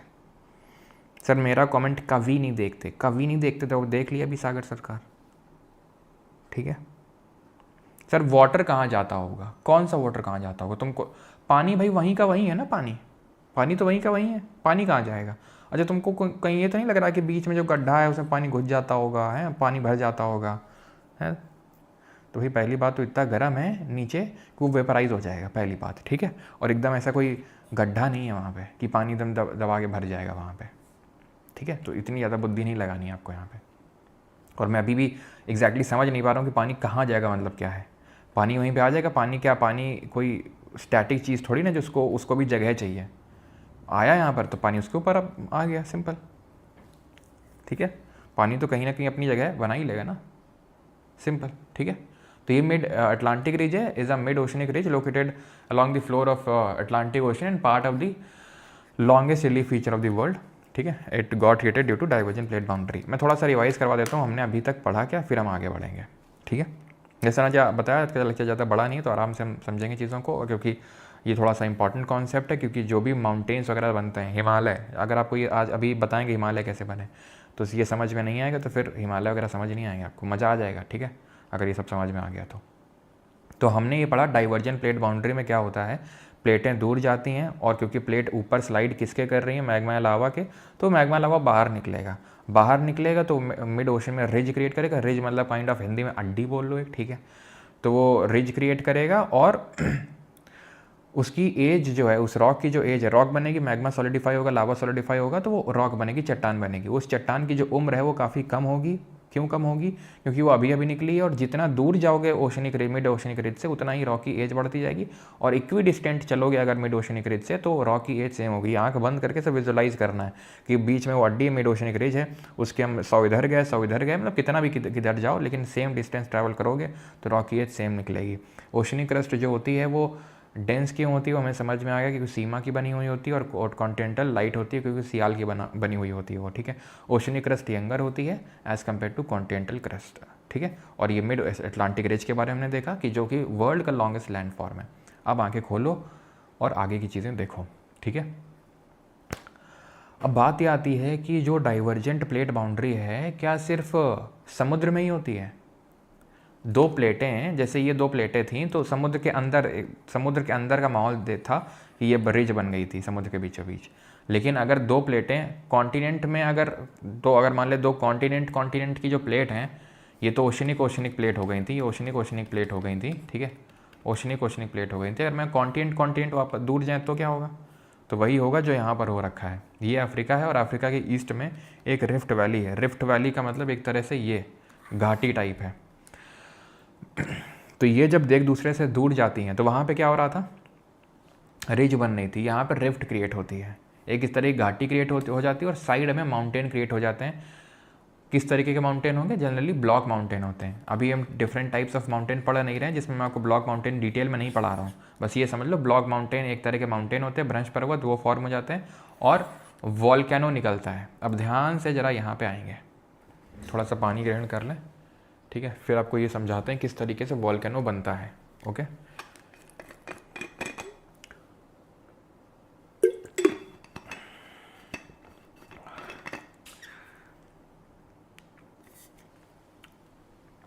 देखो ये डाइवर्जन प्लेट बाउंड्री हम पढ़ रहे थे। देखो यहाँ पे तो वॉल्केनो बनने का कोई चांस नहीं है, ट्रांसफॉर्म प्लेट बाउंड्री में कोई चांस नहीं कि वॉल्केनो बनेगा। यहाँ थोड़े बहुत इस तरीके से हो सकता है कि प्लेट दूर जा रही है तो अंदर से वो निकल आया, ठीक है, वॉल्केनिक एक्टिविटी हो गई और उस वॉल्केनिक एक्टिविटी की वजह से क्या हुआ, उस वॉल्केनिक एक्टिविटी की वजह से वहाँ पे कुछ तो, ठीक है, थोड़ा बहुत वॉल्केनो बन गया। जैसे कि अगर हम यहाँ पर बात करें अफ्रीका में, तो यहाँ पे माउंट किलिमंजारो है। माउंट किलिमंजारो यहाँ पर पड़ता है तंजानिया देश में, ठीक है, तंजानिया में माउंट किलिमंजारो पड़ता है इसी अफ्रीकन रिफ्ट वैली के पास में, ठीक है, जो वहाँ की हाईएस्ट पीक है। तो एक वॉल्केनिक माउंटेन है वो। अब वॉल्केनो बनता ऐसे है, तो यहाँ पर जैसे कि अंदर से मैग्मा निकला होगा तो वॉल्केनो बन गया होगा, लेकिन प्रॉपर वॉल्केनो अगर आपको देखना है तो आपको कॉन्वर्जेंट प्लेट बाउंड्री में देखने को मिलेगा। कॉन्वर्जेंट मतलब जब दो प्लेट आपस में पास आ रही हों तो क्या मिलेगा आपको देखने को, आपको वॉल्केनिज्म। कैसे? जब एक प्लेट आती है, दूसरी प्लेट आती है तो एक नीचे धंस जाती है। जब दो प्लेट आपस में पास आती हैं, टकराती हैं, तो एक जो भारी होती है वो नीचे चली जाती है। जैसे कि मैंने आपको कल पढ़ाया था कि अगर ओशनिक है और कॉन्टिनेंटल है तो दोनों में कौन नीचे धंसेगी, कौन नीचे सबडक्ट होगी, कौन जाएगी नीचे? ओशनिक। क्यों? भारी होती है तो भारी वाली नीचे जाएगी, और जो नीचे जाएगी तो इसी को बोलते हैं सबडक्शन जोन। यानी वो क्षेत्र है जहाँ पर ये जो हमारी एक प्लेट है वो सबडक्ट कर गई, यानी नीचे चली गई। अब ये क्योंकि यहाँ पे जो भरा हुआ है वो एस्थेनोस्फीयर है, ये जो भरा हुआ है मैग्मा अलावा ये एस्थेनोस्फीयर है, ये ठीक इतना ज़्यादा गर्म है कि इसको पिघला देगा, और जब पिघलाएगा तो एक्स्ट्रा जो मैग्मा बना है, ठीक है, तो जो एक्स्ट्रा मैग्मा बना है वो बाहर निकलेगा। वो क्या करेगा? वो बाहर निकलने का प्रयास करेगा, और यहाँ से क्या करेगा? निकलेगा आपका बाहर। ध्यान से सुनते हैं ना जो मैं बोल रहा हूँ यहाँ पे। तो क्योंकि जहाँ पे सबडक्शन हुआ है वहाँ पे, तो आप एक चीज़ और यहाँ पे क्या होगा? माउंटेन बनेगा। क्या होगा यहाँ पे? यहाँ पे माउंटेन बनेगा। जब कॉन्वर्जेंट प्लेट बाउंड्री होगी तो क्या बनेगा? तो यहाँ पर माउंटेन बनेगा, ठीक। अब ध्यान से बस इस कड़ी को तोड़ना नहीं, ठीक है। अब ये इंडियन प्लेट है, ये यूरेशियन प्लेट है, ध्यान समझते रहना। इंडियन प्लेट है, यूरेशियन प्लेट है, और यहाँ पे क्या हुआ? यहाँ पे कॉन्वर्जेंस हुआ। जब कॉन्वर्जेंस हुआ तो बीच में क्योंकि समुद्र था और यहाँ पे कॉन्टिनेंट था, ठीक है, तो इसका जो सेडिमेंट है ऊपर इकट्ठा हो गया और यहाँ पर बन गया माउंटेन, फोल्ड माउंटेन। यहाँ पर हिमालय का फॉर्मेशन हो गया, बीच में टेथीस सागर जो था उस वहाँ पर, यहाँ पर हिमालय की पर्वत श्रृंखला बन गई, ठीक। ध्यान से सुनना बस। अब मैंने अभी बोला, ठीक है, मैं पहले डाउट क्रिएट नहीं कर रहा हूँ, पहले ही तुम्हारे डाउट का आंसर दे रहा हूँ, क्योंकि हो सकता है अब जैसे मैं तुमसे बोलूँ या फिर हो सकता है तुम्हारे मन में डाउट आया हो इस चीज़ का कि अभी मैंने बोला कि अगर दो प्लेटें पास में आएंगी तो एक नीचे धंसेगी और माउंटेन बनेगा, एक नीचे धंसेगी और माउंटेन बनेगा। माउंटेन कैसे बनेगा? इट इज़ लाइक जैसे ये प्लेट आई, ये प्लेट आई, ये सबडक्ट किया, ठीक है, और इसके सेडिमेंट जो यहाँ अवसाद हैं वो ऊपर उठना शुरू हो जाएंगे, क्योंकि यहाँ पर दोनों का घर्षण होगा और ऊपर उठना शुरू हो जाएंगे, और यहाँ पर क्या बनेगा? माउंटेन बनेगा। और क्योंकि जहाँ पर सबडक्ट किया तो यहाँ पिघलेगा, और यहाँ पर इसके जहाँ पर माउंटेन बनेगा उससे थोड़ा दूर, लगभग 70, 80, 90, 100 किलोमीटर दूर तुमको वॉल्केनो कहीं ना कहीं देखने को मिलेगा पक्का, क्योंकि वहीं पे सबडक्शन हुआ होगा, वो पिघला हुआ होगा, और पिघलने से एक्स्ट्रा लावा बना होगा। जैसे कि क्योंकि अगर प्रेशर कुकर में एक्स्ट्रा जब गैस बनती तो सीटी निकलती है, उससे एक्स्ट्रा गैस रिलीज़ हो जाती है, तो उसी तरीके से एक्स्ट्रा जो मैग्मा बना है वो वॉल्केनो से रिलीज़ हो जाएगा। तुम्हारे मन में ये डाउट आना चाहिए कि यहाँ क्यों नहीं है। तुमने कभी सुना है कि यहाँ भारत में कहीं पे ऊपर ज्वालामुखी है, वॉल्केनो है? नहीं है, दूर दूर तक नहीं है। वॉल्केनो अगर कहीं है तो यहाँ है भारत में। अंडमान निकोबार में दो हैं, बैरन और नारकोंडम। नारकोंडम तो डॉर्मेंट है, बस बैरन ही एक्टिव हो। यहाँ पे दूर दूर तक कोई वॉल्केनो है ही नहीं। ऐसा क्यों है? ऐसा क्यों है? क्योंकि अभी तो मैं बोल रहा हूँ कि जब कॉन्टिनेंट कन्वर्जेंस होगा तो माउंटेन बनेगा। बिल्कुल बना, हिमालय बना, टेथीस सागर जो टेथीस सी था उसके सेडिमेंट वो पूरा ऊपर उठ गया, और एक नीचे धंसेगी, और एक जो यहाँ पर है वो और उसके जो सेडिमेंट है वो सब ऊपर उठेंगे। वो क्या होंगे? वो ऊपर उठेंगे और माउंटेन बनेगा। बन गया। वॉल्केनो क्यों नहीं बना यहाँ पे? क्यों नहीं वॉल्केनो बना? अब कारण समझना वोल्केनो क्यों नहीं बना। अब मैंने बोला कि कन्वर्जेंट, ठीक है ध्यान से, कन्वर्जेंट। अब कन्वर्जेंट मतलब दो प्लेट पास आ रही हैं। प्लेट कितने तरीके की होती हैं, कितने तरह का कन्वर्जेंट हो सकता है? या तो कॉन्टिनेंट कॉन्टिनेंट आपस में पास आ सकती हैं, कॉन्टिनेंट कॉन्टिनेंट कन्वर्जेंस हो सकता है, कॉन्टिनेंटल क्रस्ट वो मतलब कॉन्टिनेंट कॉन्टिनेंट प्लेट बाउंड्री आपस में आ सकती हैं, या ओशन ओशन आ सकती हैं, या कॉन्टिनेंट और ओशन आ सकती हैं। यही है बात। तो ये बात तो तुमको मैंने सिखाई कि अगर कॉन्टिनेंट और ओशन आए तो जो ओशन वाली वो नीचे धंस जाएगी, ओशन वाली नीचे धंस जाएगी, नीचे धंसेगी, वॉल्केनो बन जाएगा। ओशनिक ओशन में क्या होगा? सर ये तो दोनों सेम होगी, तो इनमें से जो भारी होगी वो धंस जाएगी, क्योंकि भारी तो होती ही है, ये ओशन वाली भारी तो होती हैं, तो जब भी लड़ेंगे आपस में टकराएंगे तो ये धंस जाएगी और वोल्केनो बन जाएगा, धंस जाएंगे और उसमें वोल्केनो बन जाएगा। इसमें पहाड़ नहीं बनता है, इसमें पहाड़ नहीं बनता, थोड़ा ज़्यादा डेप्थ में हो रहा है, लेकिन छोड़ो उसको, ठीक है। पहाड़ इसलिए नहीं बनता क्योंकि यहाँ पे कोई सेडिमेंट नहीं होते समुद्र में। सेडिमेंट तभी होते हैं जब कॉन्टिनेंट होता है। ये जो केस मैंने पढ़ाया था हिमालय वाला, वो था इंडियन प्लेट और यूरेशियन प्लेट, दोनों कॉन्टिनेंट कॉन्टिनेंट कन्वर्जेंस का उदाहरण है। अब इसमें होता क्या है कि दोनों ही कॉन्टिनेंट कॉन्टिनेंट है। अब नीचे कौन सा है? क्योंकि दोनों ही लाइट है। अभी पढ़ा था ना कि ओशनिक क्रस्ट डेंसर होती है, कॉन्टिनेंटल क्रस्ट लाइट होती है, तो दोनों ही लाइट है। अब धंसे तो धंसे कौन? तो एक को तो धंसना पड़ेगा। तो अगर थोड़ा सा धंसेगी भी तो ऐसा कोई ज़्यादा यहाँ पर धसाव नहीं होगा, और जो यहाँ पर बनेगा माउंटेन वो इनके फोल्डिंग की वजह से बनेगा। दोनों में से कोई नहीं धंसेगा, तो यहाँ पर क्या होगी? इनकी फोल्डिंग होगी। इट इज़ लाइक कि आप पेपर लो और पेपर को दोनों साइड से पुश करो। एक A4 साइज़ का पेपर लो या फिर किसी भी साइज़ का, उसको दोनों साइड से पुश करो, क्या होगा? बीच से उठ जाएगा। वो हुआ हिमालय के साथ, क्योंकि कॉन्टिनेंट कॉन्टिनेंट कन्वर्जेंस है। जब कोई धंसा ही नहीं तो नीचे एक्स्ट्रा लावा क्रिएट ही नहीं हुआ, तो वोल्केनो बनेगा कहाँ पे? समझ में आया कि ये कॉन्टिनेंट कॉन्टिनेंट कन्वर्जेंस होने के बावजूद भी क्यों हिमालय के आसपास तुमको कोई वॉल्केनिक एक्टिविटी देखने को नहीं मिलती है? तो सर यहाँ कैसे क्रिएट हुआ, जरा बताना। तो यहाँ का भी कारण समझ लो, बड़ा अच्छा कारण है यहाँ का, ठीक है, बड़ा अच्छा कारण है यहाँ का। कारण क्या है वो समझो। कारण आप ये सोचना चाहो तो सोच सकते हो, पल्ले पड़ेगा नहीं आपको कि भाई क्यों यहाँ पर वोल्केनो बना हुआ होगा, ठीक है। तो ये जो आपके Andaman Nicobar group of island यहाँ पे क्रिएटेड हैं, वो क्रिएट 3 कारणों की वजह से हुए हैं। पहला कारण तो ये कि जो ये हिमालय क्रिएट हुए यहाँ पर आपका, क्योंकि ये सिर्फ यहीं कोलिजन थोड़ी ना हुआ, साइड में भी तो कोलिजन हुआ, यहाँ भी कोलिजन हुआ। तो यहाँ पर म्यांमार में अराकानयुमा माउंटेन्स बने, और जिनका एक्सटेंशन है ये अंडमान निकोबार, उन्हीं का ही, क्योंकि ये यहाँ नहीं दिखते हैं क्योंकि यहाँ पर पानी आ गया ऊपर, यहाँ पर दिख जाते हैं वो, ठीक है। ये पहला कारण है अंडमान निकोबार बनने का। दूसरा कारण जो अंडमान निकोबार, वो जो यहाँ पर आपको बैरन आर्कोंडम देखने को मिलता है, क्योंकि ये प्लेट बर्मा प्लेट है, ये बर्मा प्लेट है, और बर्मा प्लेट, ठीक है, यहाँ पर आपको देखने को मिलेगी बर्मा प्लेट। एक सेकंड रुकिएगा,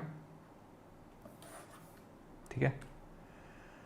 ये आपको जो देखने को मिल रही है बर्मा प्लेट है, ये कॉन्टिनेंट टाइप की है, थोड़ी सी ओशनिक और थोड़ी सी कॉन्टिनेंट है। ये जो है इंडियन प्लेट, ये पूरी ओशनिक है। कहीं दिख रहा है कॉन्टिनेंट तुमको? ये पूरी ओशनिक है। तो ये कॉन्टिनेंट है आधी, और आधी थोड़ी सी ओशनिक है। ये पूरी ओशनिक है। कौन धंसेगी? Indian plate धंसेगी। और जब इंडियन प्लेट धंसेगी तो क्या होगा? यहाँ कहीं धंसा होगा, यहाँ कहीं सबडक्शन क्रिएट हुआ होगा, जिसकी वजह से यहाँ पे सबडक्शन जोन क्रिएट हुआ होगा, और जिसकी वजह से यहाँ बैरन और नारकोंडम क्रिएट हो गए होंगे। तो ये जब हम इंडियन ज्योग्राफी पढ़ रहे होंगे तो तुमको ये सब विचित्र नहीं लग रहा होगा कि क्यों यहाँ बैरन नारकोंडम है, ठीक है, यहाँ क्यों नहीं है, ठीक है। समझ में आ गया कि यहाँ पे अब एक डाउट फिर मन में आया होगा काफ़ी लोगों के, मैं पहले ही तुम्हारा डाउट क्लियर किए दे रहा हूँ। वो ये डाउट है कि अभी तो आप बोल रहे थे कि इंडियन प्लेट कॉन्टिनेंट है, यूरेशियन प्लेट कॉन्टिनेंट है, आप बोल रहे हो कि यहाँ ओशनिक है। तो बिल्कुल ये क्रस्ट है, ठीक, ये पहाड़ और समतल मैदान है, और ये पानी भरा हुआ है। तो इसको क्या बोलेंगे? इसको क्या बोलेंगे? Continental crust. इसको क्या बोलेंगे? Oceanic crust. तो है तो ये इंडियन प्लेट ही, लेकिन यहाँ पे ये कॉन्टिनेंटल है, यहाँ पर ये ओशनिक है, क्योंकि यहाँ समुद्र है। ये कहीं दिख रहा है कॉन्टिनेंट?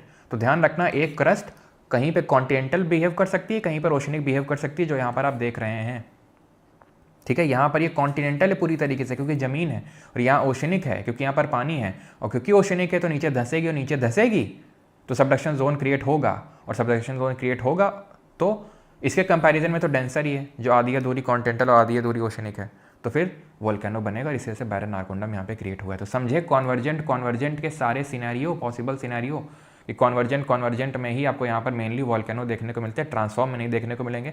डाइवर्जेंट में इक्का दुक्का आपको देखने को मिल सकते हैं, क्योंकि वो मैग्मा निकलेगा थोड़ा सा, तो उसी को हम वोल्केनो बोल देते हैं, ठीक, क्लियर। अब डाउट हो तो पूछो, तब आगे बढ़ेंगे, क्योंकि ख़त्म है मामला, अब ज़्यादा कुछ बचा नहीं है। लक्षद्वीप बनने का रीजन कोरल है। अच्छा, अभी मैंने बोला अंडमान निकोबार 3 कारणों की वजह से बना है, 2 तो बता दिए कि अराकान योमा का एक्सटेंशन है और ये जो प्लेट का कन्वर्जेंस हुआ उसकी वजह से सबडक्शन क्रिएट हुआ। तीसरा कारण क्या है, what is the third reason behind it? Third reason coral है। कोरल क्या होता है अभी पढ़ाएंगे। और ये लक्षद्वीप जो है वो पूरी तरीके के कोरल है।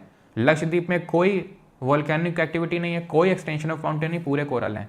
ये जो है पूरे कोरल नहीं है। लेकिन आयरनिकली ये तुम ऑब्जर्व करो एक बार, अभी यूपीएससी में जब सवाल बना था, ठीक है, कि कहाँ कोरल ज़्यादा है, तो लक्षद्वीप से ज़्यादा कोरल अंडमान निकोबार में, ध्यान रखना है। ठीक है, क्लियर। मज़ा आ गया सर जी, बस यही मज़ा आना चाहिए था। आर्कीपेलागो होता है group of island, chain of island. जब इस तरीके के आइलैंड होते हैं तो उनकी चेन को आर्कीपेलागो बोल देते हैं। मज़ा ही आ गया, बस यही कमेंट चाहिए था, बस तुमने बोल दिया, हमें मज़ा आ गया। श्रीलंका एक सिंपल सा ऐसा कुछ नहीं कि वोल्केनिक एक्टिविटी या फिर कुछ इस तरीके की एक्टिविटी की वजह से बना हो।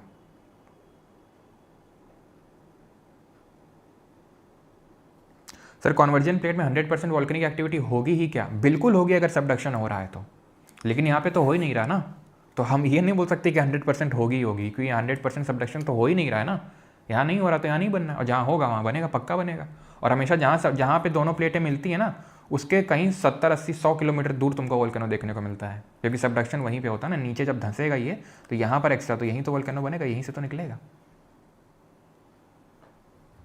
ठीक है, और ये मूवमेंट अभी भी हो रहा है, ये मूवमेंट अभी भी हो रहा है। हो सकता है कि यहाँ से मिलियन साल पहले अरेबियन प्लेट जो है टकरा के इधर जुड़ जाए, इधर आके इंडिया का पार्ट हो जाइए मिलियन साल बाद। ठीक है, अखंड भारत का हिस्सा तो ये चीज़ आपको समझ में आई कि किस तरीके से ये चल रहा है सिस्टम। ये दूर जा रही हैं, और कहीं दूर जा रही हैं तो ये देखो, ये भी कहीं से दूर से आ रही होगी, ये भी कहीं किसी से दूर हट के आ रही होगी, ये भी कहीं से दूर से हट के आ रही है, लेकिन दोनों आपस में मिल रही हैं। समझे इस चीज़ को कि कहीं पे बन रही हैं चीज़ें तो कहीं बिगड़ रही हैं। देखो यहाँ से बाहर दूर जा रही हैं तो अंदर का मैग्मा बाहर निकल रहा है, ध्यान से दूर जा रही हैं, ये भी कहीं से दूर से आ रही, कहीं बना रही होगी, ये आपस में कन्वर्जेंट हो जाएंगी। कन्वर्जेंट हो जाएंगी तो नीचे धंसेगा तो क्या होगा, यहाँ पर कैसी प्लेट बनेगी, कन्वर्जेंट प्लेट बाउंड्री बनेगी, सबडक्शन जोन क्रिएट होगा, वोल्केनिक एक्टिविटी होगी, अगर दोनों कॉन्टिनेंट नहीं है तो। लेकिन क्योंकि ये ओशनिक है तो ये धंसेगी। ये कॉन्टिनेंट है, देखो ये कॉन्टिनेंट है, ये ऊपर रही, और ये ओशनिक है, ये धंस गई नीचे, ये नीचे धंस गई। ठीक, क्लियर, चलिए। और ये क्योंकि कॉन्टिनेंट है और ये सॉरी ओशनिक है तो मिड ओशनिक रेंज बन गई यहाँ पे। टेक्टोनिक प्लेट का पूरा मैंने आपको सब कुछ समझा दिया है, कुछ बाकी नहीं रह गया। ठीक है, you are done with everything, clear. ये क्या है इसको भी बाद में देख लेना। ठीक है, चलो देख लेते हैं। मरियाना ट्रेंच, थोड़ा सा फैक्ट है, Mariana trench is the deepest part of the Pacific ocean. पूरे प्रशांत महासागर में जो सबसे गहरा बिंदु है वो मरियाना ट्रेंच है। हमारा हिमालय 8.8 या 8.9 848 मीटर यानी लगभग 8.8 किलोमीटर ऊंचा है, उससे भी ज़्यादा गहरा है मरियाना ट्रेंच। कहाँ पड़ता है मरियाना ट्रेंच? ये पैसिफिक प्रशांत महासागर में जो आप देख पा रहे हैं ये, ठीक है, ये है मरियाना ट्रेंच। इंडियन ओशन का जो सबसे डीपेस्ट पॉइंट है वो जावा ट्रेंच। यहाँ पे अटलांटिक है, पुएर्तो रिको ट्रेंच। ठीक है, तो हर ओशन के यहाँ पे ट्रेंच लिखे हुए हैं, हर ओशन के ट्रेंच यहाँ पे लिखे हुए हैं, डीपेस्ट पॉइंट वो आपको याद रखना है। ठीक है, अब ये ट्रेंच क्या होता है, what is this trench? Trench का मतलब होता है गड्ढा। जैसे जावा ट्रेंच है तो ये गड्ढा है, इसकी कितनी है डेप्थ? 7725 मीटर। ठीक है, ये गड्ढा है। अब गड्ढा क्रिएट कैसे होता है? गड्ढा क्रिएट कैसे होता है? गड्ढा ऐसे क्रिएट होता है, रुक जा, गड्ढा ऐसे क्रिएट होता है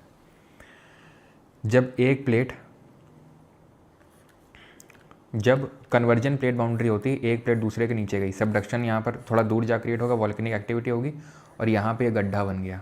ऐसे ही गड्ढे बनते हैं, समझ में आई? ट्रेंच समुद्र के बीच में, समुद्र के आसपास क्यों बनते हैं? क्योंकि वहाँ पर कोई ना कोई प्लेट सबडक्ट करी होती है। जैसे कि ये जावा ट्रेंच क्यों बना होगा जावा ट्रेंच? क्योंकि यहाँ पर कोई ना कोई सबडक्शन हुआ होगा। ये माना जाता है कि जो इंडो ऑस्ट्रेलियन प्लेट है उसका सबडक्शन हुआ है यूरेशियन प्लेट में, और उस सबडक्शन की वजह से यहाँ पर ट्रेंचेस बने, जैसे मरियाना ट्रेंच और जावा ट्रेंच। तो ट्रेंच कैसे बन रहा है? एक प्लेट आई, नीचे धंसी, पिघली, वोल्केनो बना और यहाँ गड्ढा बन गया इस तरीके से, तो ये ट्रेंच बन गया। ठीक है, अब हम यहाँ पे देखेंगे रिलीफ फीचर्स ऑफ ओशन। समुद्र जो है समतल मैदान नहीं है, दूसरे विश्व युद्ध के बाद जब एक्सप्लोरेशन हुए समुद्र के अंदर के, तो हैरान रह गए साइंटिस्ट कि जितनी डाइवर्सिटी देखने को मिलती है ज़मीन के ऊपर कॉन्टिनेंटल क्रस्ट में, उससे कहीं ज़्यादा डाइवर्सिटी तो समुद्र के अंदर पड़ी हुई है। जैसे कि यहाँ पर कुछ मेजर रिलीफ फीचर, जो बड़े बड़े भौगोलिक जो राहत विशेषताएँ हैं वो हैं, जैसे 4: कॉन्टिनेंटल शेल्फ महाद्वीपीय शेल्फ, कॉन्टिनेंटल स्लोप महाद्वीपीय ढलान, कॉन्टिनेंटल राइज महाद्वीपीय उत्थान, और एबिसल या डीप सी प्लेन आगाध तल या गहरी समुद्र का मैदान, और माइनर ईयर है सी माउंट, गयोट, मिड ओशनिक रिज और ट्रेंच और कोरल और अटोल। इनके बारे में हम डिटेल में डिस्कस करेंगे, मतलब देखेंगे जितना नीडेड है। पहले मेजर को देखते हैं, ठीक। समुद्र में तुम जैसे कल गोवा वाले बीच में तुमको ले गए थे, आज भी हम तुमको ले जाएं, तो जैसे ऐसा तो है नहीं कि ज़मीन है और पानी में पैर रखा और डूब गए, लो गए, गुड बाय टाटा गया, ऐसा तो होता नहीं है। धीरे धीरे पानी आता है ना, धीरे धीरे समुद्र तल झुकना शुरू करता है, धीरे धीरे धीरे धीरे आप समुद्र तल में जाते हो, धीरे धीरे धीरे धीरे धीरे। ऐसा तो है नहीं ये ठीक है, ये ज़मीन है, ये समुद्र है, ले चले गए अंदर, ऐसा तो होता नहीं। यानी कि धीरे धीरे क्या होता है कि ढलान आती है, और उस ढलान को बोलते हैं महाद्वीपीय ढलान, कॉन्टिनेंटल शेल्फ।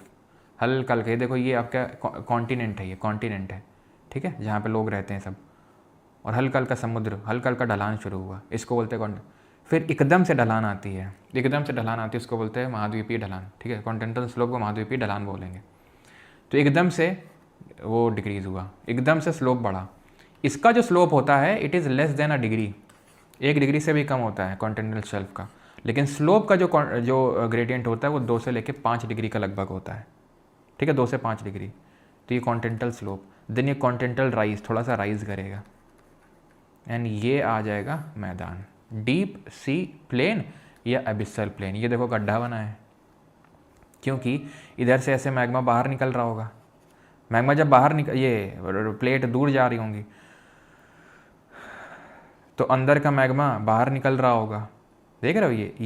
ये और रॉक की एज सेम होगी, ये और ये रॉक की एज सेम होगी, और इस रॉक की एज यंग होगी एज़ कम्पेयर टू सब। अभी देखें तो अगर यहाँ से मैग्मा जा रहा है, यहाँ से भी कहीं से मैग्मा जा रहा होगा, तो इनके लिए कन्वर्जेंट हो जाएगा। जब कन्वर्जेंट होगा तो गड्ढा बन जाएगा, ट्रेंच बन जाएगा, और ये कॉन्टिनेंट में रिफ्ट बोल देते हैं, रिफ्ट वैली, ठीक है, रिफ्ट वैली वगैरह, ठीक है।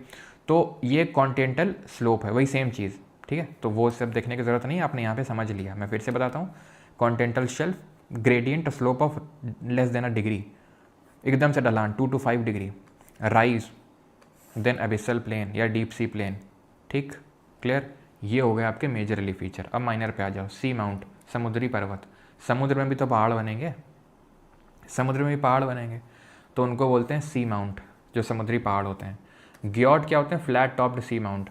अब ये जो हैं सी वेव्स चलेंगी तो इसका जो पॉइंटेड समिट है इसको इरोड कर देंगे, मतलब इसको विनाश कर देंगे, इसको ख़त्म कर देंगे। यानी कि जैसे चाकू की धार चली जाती है, नोक जो पैनी नोक है चली जाएगी, और ये नोक ऐसी हो जाएगी, फ्लैट हो जाएगा इसका टॉप, तो उसको बोलेंगे फ्लैट टॉप्ड सी माउंट। सी माउंट जिसका टॉप फ्लैट हो गया है। मिड ओशनिक रिज समझ गया, मिड ओशनिक रिज अभी बताया क्या है, ट्रेंच बता दिया, अटोल और कोरल समझते हैं अभी, ठीक है। तो पहले शेल्फ ठीक है, ये अभी समझते हैं, ठीक है। कोरल और अटोल यही बस बाकी है, फिर उसका लेक्चर खत्म। लेकिन उससे पहले शेल्फ के बारे में थोड़ी सी चीज़ें देख लेते हैं कि इसका जो ग्रेडियंट होता है वो 1 डिग्री या इससे कम होता है। अभी बताया एकदम से तो गड्ढा आ नहीं जाएगा, ठीक है। तो ये 1 डिग्री या उससे कम का ग्रेडियंट होता है, ठीक है। The gradient of continental slope is 2 to 5 degree, 2 से 5 डिग्री की ढलान होती है किसमें? इसमें महाद्वीपीय ढलान में, ओके। फैक्ट्स कुछ और देखो, petroleum is extracted from continental shelf. जो ये महाद्वीपीय शेल्फ होता है यहाँ से पेट्रोल वगैरह निकाला जाता है। जैसे कि यहाँ पर आप देखो, है ना, मुंबई हाई सब लोकेटेड है कि नहीं, मुंबई हाई, यहीं से तो सब अंबानी जी तेल वेल निकालते हैं। क्यों ऐसा होता है? क्योंकि यहाँ पर नदियाँ वगैरह आती हैं, यहाँ पर ज़मीन है, तो ज़मीन का जितना भी डिपॉजिट है वो सब समुद्र के किनारे में डिपॉजिट होगा, चाहे वो नदी लेके आए, चाहे वो किसी भी तरीके से हो।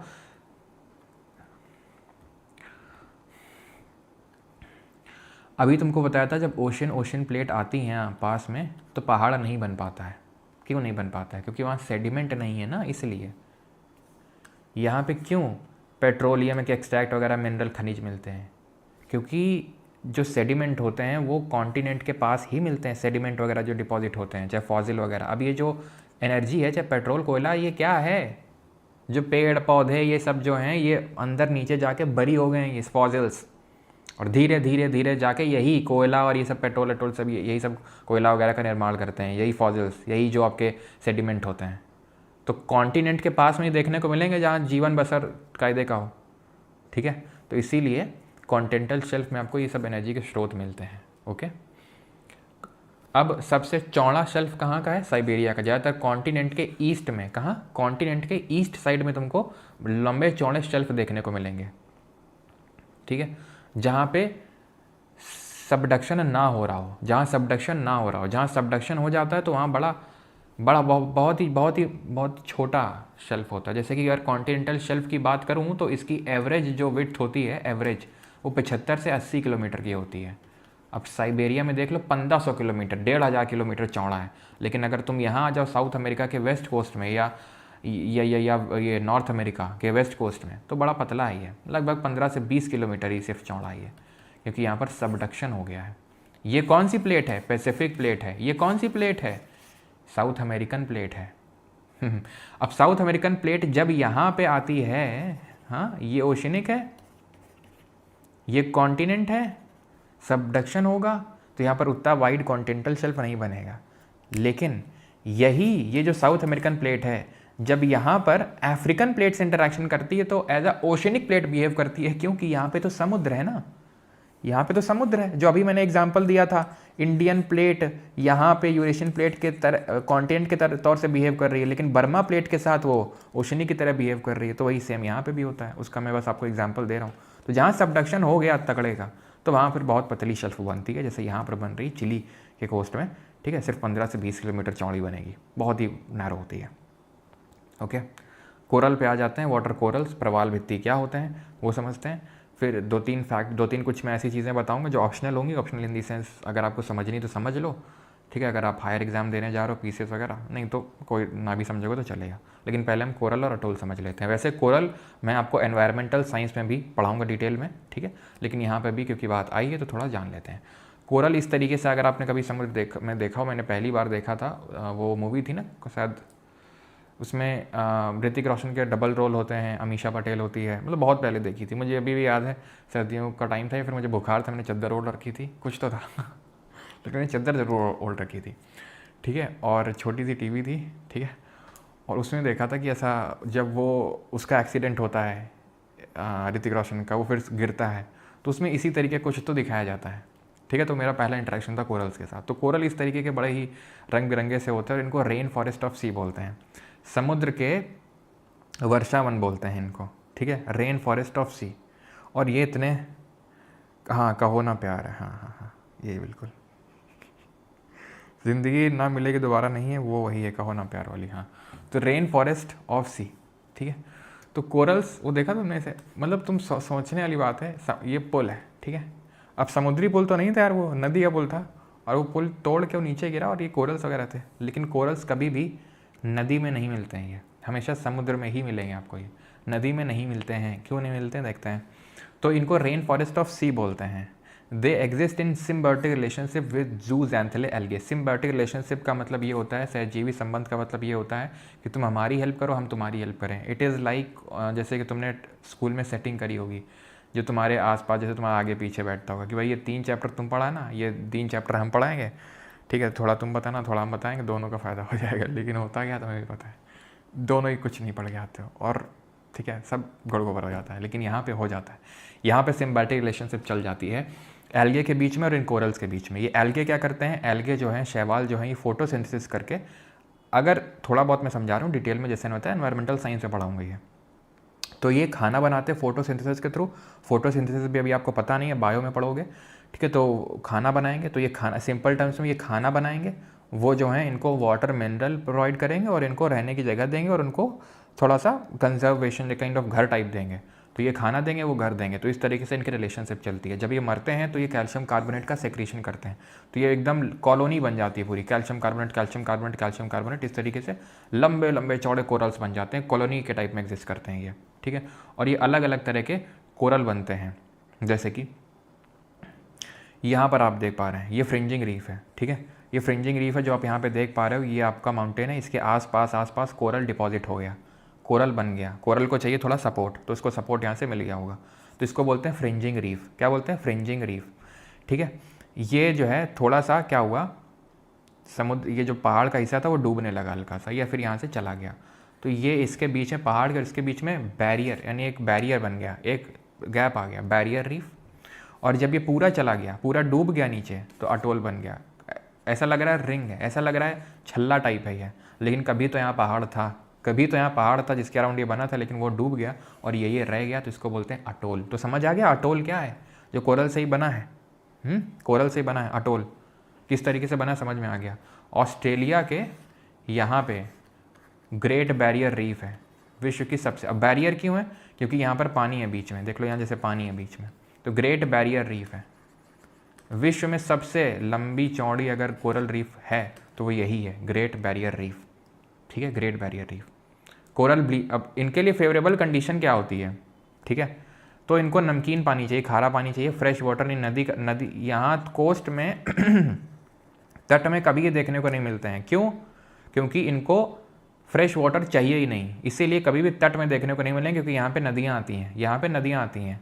ठीक है, जब ये चीज़ प्रूव करनी थी कि यहाँ पे से जो पत्थर मिले हैं, ठीक है, यहाँ से जो पत्थर मिले हैं, जो कि ये माना जाता है कि राम जी ने रखे थे श्रीलंका पहुँचने के लिए, जब वो श्रीलंका गए थे सीता माता को लेने, तो वो पत्थर कोई और नहीं बल्कि वो कोरल सी थे।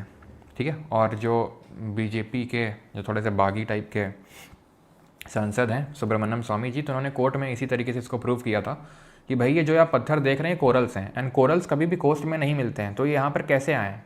मतलब है कि किसी ने इनको यहाँ पर उठा के रखा है, ये अपने आप से यहाँ एग्जिस्ट नहीं करेंगे, क्योंकि ये कोस्ट में एग्जिस्ट नहीं करते हैं, क्योंकि इनको चाहिए सलाइन वाटर। तो इसी तरीके से उन्होंने प्रूव किया था इस चीज़ को। सनलाइट चाहिए। अब सनलाइट क्यों चाहिए? क्योंकि इनको फोटोसिंथेसिस करना है, फोटोसिंथेसिस के बिना खाना तो बन नहीं सकता है। ठीक है, तो और सनलाइट के बिना फोटोसिंथेसिस नहीं हो सकता है। क्लियर वाटर चाहिए, क्योंकि अगर मडी वाटर होगा, धुंधला पानी होगा, उसमें मड होगी, तो सनलाइट नहीं आ पाएगी ना। सनलाइट के लिए क्लियर वाटर चाहिए। और टेम्परेचर नॉर्मल 25 से 27 डिग्री सेल्सियस का तापमान चाहिए। ठीक है, कोरल ब्लीचिंग क्या होती है इसके बारे में डिटेल में हम पढ़ेंगे एनवायरमेंटल साइंस में। अभी के लिए देख लो थोड़ा सा कि अगर बहुत ज़्यादा ग्लोबल वार्मिंग होती है, टेम्परेचर बढ़ता है, समुद्र का टेम्परेचर और ज़्यादा बढ़ता है, तो इनका ये जो जूज़ैंथले एल्गे हैं, जो इनके पॉलिप्स हैं, वो एक्सपेल हो जाते हैं। एक्सपेल का मतलब बाहर निकल जाते हैं। तो जब बाहर निकल जाते हैं तो कौन किसके लिए सिम्बायोटिक रिलेशनशिप उनकी बिगड़ जाती है। वो खाना बनाएंगे भी तो किसके लिए? अकेले अकेले खा लेंगे। और वो ठीक है, वाटर मिनरल भी किसको प्रोवाइड करेंगे? तो क्लाइमेट चेंज या ग्लोबल वार्मिंग की वजह से ये कोरल ब्लीचिंग होती है। कोरल ब्लीचिंग में जहाँ पे ये जो एल्गे होते हैं उनको एक्सपेल कर देता है। ठीक है, क्योंकि ज़्यादा टेम्परेचर हो जाता है तो coral will expel the algae, उनको बाहर निकाल देंगे। ये जो जूज़ैंथले एल्गे होते हैं इनको डिग्नोफ्लेगलेट्स बोलते हैं, जिसकी वजह से इनको जो डिफरेंट ये कलर्स हैं इनको वो यहीं से मिलते हैं। ठीक है, जो अलग अलग तरीके के रंग हैं।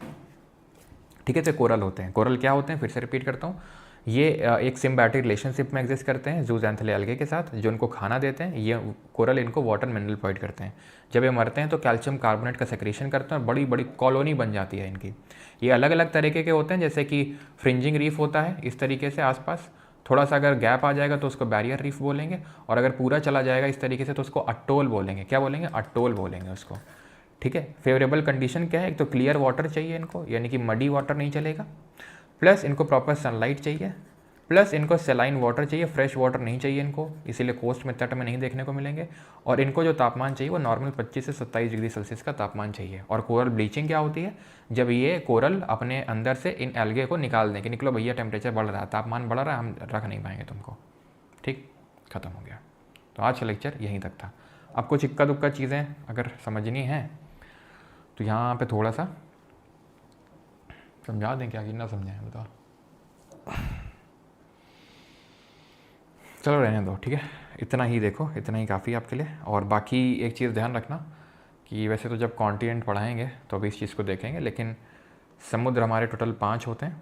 ठीक है, जिनको कि हम इस तरीके से याद रखते हैं पैसा करके।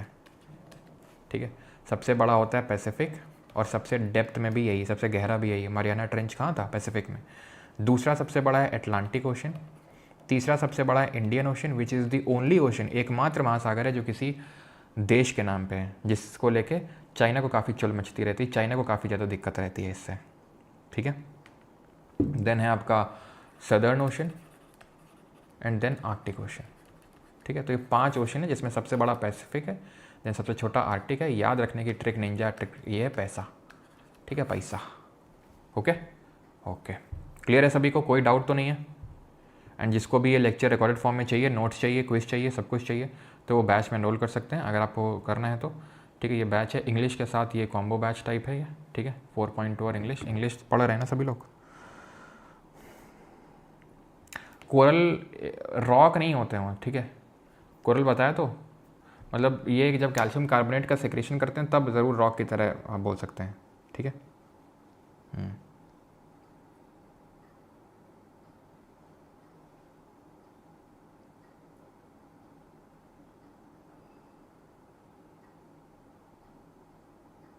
सर एक बार रिवीजन का तरीका और बता देना प्लीज़, ठीक है। अभी तो क्वेश्चन लगाओ।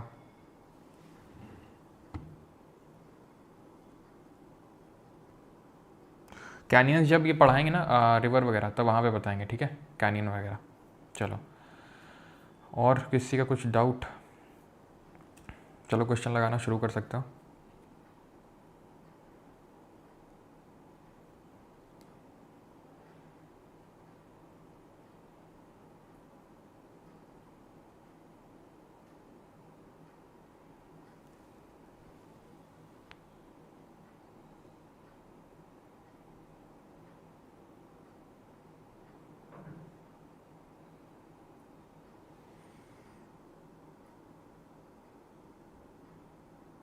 एप्लीकेशन के अंदर ही पोर्टल मिलेगा, वहाँ पर आप डाउट को पोस्ट कर सकते हो और वहीं से पूछ सकते हो।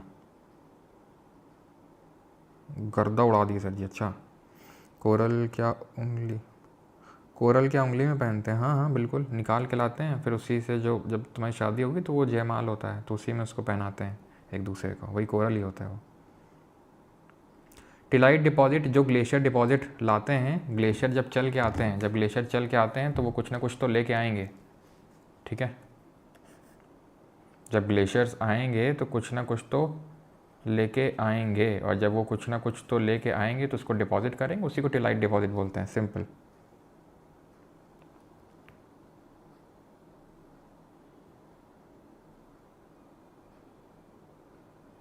सर आपने बोला था माउंटेन फॉर्म होता है तो उतना नीचे भी जाता है, देन सबडक्शन होगा, वोल्केनो फॉर्म होगा ना? हाँ वही कारण है, लेकिन मेन वोल्केनो बनने का कारण हुआ कि सबडक्शन हुआ ना, कैसे पिघलता है वो जो रॉक है, वो चट्टान है जो सबडक्ट हुआ, उस वजह से। अच्छा बस एक चीज़ है, मतलब ठीक है, समझ में आया तो ठीक है, नहीं तो जाने देना, लेकिन पीछे जैसे एग्ज़ाम देने जाओगे तो वहाँ पूछ सकता है, रुकना यार, ठीक है। थोड़ा सा अगर आपने यहाँ पे नोटिस किया हो, थोड़ा सा, अगर मैंने आपको क्या बताया था कि जो भूकंप आता है वो ज़रूरी नहीं कि ट्रांसफॉर्म प्लेट बाउंड्री में ही है, ठीक है। वो भूकंप ज़रूरी नहीं कि ट्रांसफॉर्म प्लेट बाउंड्री में है, कभी कभी यहाँ पे भी आ जाते हैं। कैसे? क्योंकि यहाँ पे भी प्लेट बाउंड्री है, तो प्लेट के बीच में मूवमेंट होता है, तो यहाँ पे भूकंप आते हैं। बस मैं आपसे एक क्वेश्चन पूछता हूँ, मैंने आपसे कल ये चीज़ बोली थी, बताई थी आपको कि पहले तुम बताओ, शैलो डेप्थ, जो शैलो फोकस अर्थक्वेक होते हैं वो ज़्यादा डिस्ट्रक्टिव होते हैं, या फिर शैलो होते हैं, या फिर जो बहुत डेप्थ में होते हैं? शैलो फोकस अर्थक्वेक ज़्यादा डिस्ट्रक्टिव होते हैं, या फिर डेप्थ में जिनका फोकस होता है वो ज़्यादा डिस्ट्रक्टिव होते हैं? तो हमने पढ़ा था शैलो जो होते हैं वो ज़्यादा डिस्ट्रक्टिव होते हैं। तो तुम मुझे बताओ शैलो कहाँ पे आएगा? ये ए ले लिया मैंने, जहाँ पर कन्वर्जेंट प्लेट बाउंड्री बन रही है, और ये बी ले लिया जहाँ पर डाइवर्जेंट प्लेट बाउंड्री बन रही है। कहाँ पर शैलो फोकस अर्थक्वेक आएगा बताओ जरा? अंडमान निकोबार कौन से लैटिट्यूड में पड़ेगा? यहाँ क्या मेरे साथ केबीसी खेल रहे हो तुम? ये इंडियन ज्योग्राफी चल रही है, अंडमान निकोबार हम उसका लैटिट्यूड और लॉन्गिट्यूड एक्सटेंशन पढ़ रहे हैं, वो इंडियन ज्योग्राफी के पहले लेक्चर में देखेंगे, ठीक है। अभी इस पर्टिकुलर टॉपिक से रिलेटेड जो डाउट है वो आप पूछो। ए में शैलो फोकस अर्थक्वेक बनेगा? अच्छा, ए में बनेगा, ओके। सबका गलत है, सबका गलत है, क्योंकि सबने ए बोला, सबका गलत है। यहाँ पे प्लेटें आपस में यहाँ पे टकरा रही हैं, यहाँ प्लेटें अगर हम देखें तो वही है कि ये मिटेगा नहीं थोड़ा सा, इसलिए यहाँ पे प्लेटें कहाँ टकरा रही हैं? यहाँ पे टकरा रही हैं। कौन ज़्यादा शैलो है? बी की ए, हाँ। तो ध्यान रखना, डाइवर्जेंट प्लेट बाउंड्री में शैलो फोकस अर्थक्वेक आते हैं। ये भी क्वेश्चन बन सकता है अगर आप बनने को SSC में बन सकता है, ऐसा कोई बड़ी बात नहीं है, लेकिन हाँ PCS वगैरह में या फिर CDS CAPF इनमें बहुत चांसेस है बनने के।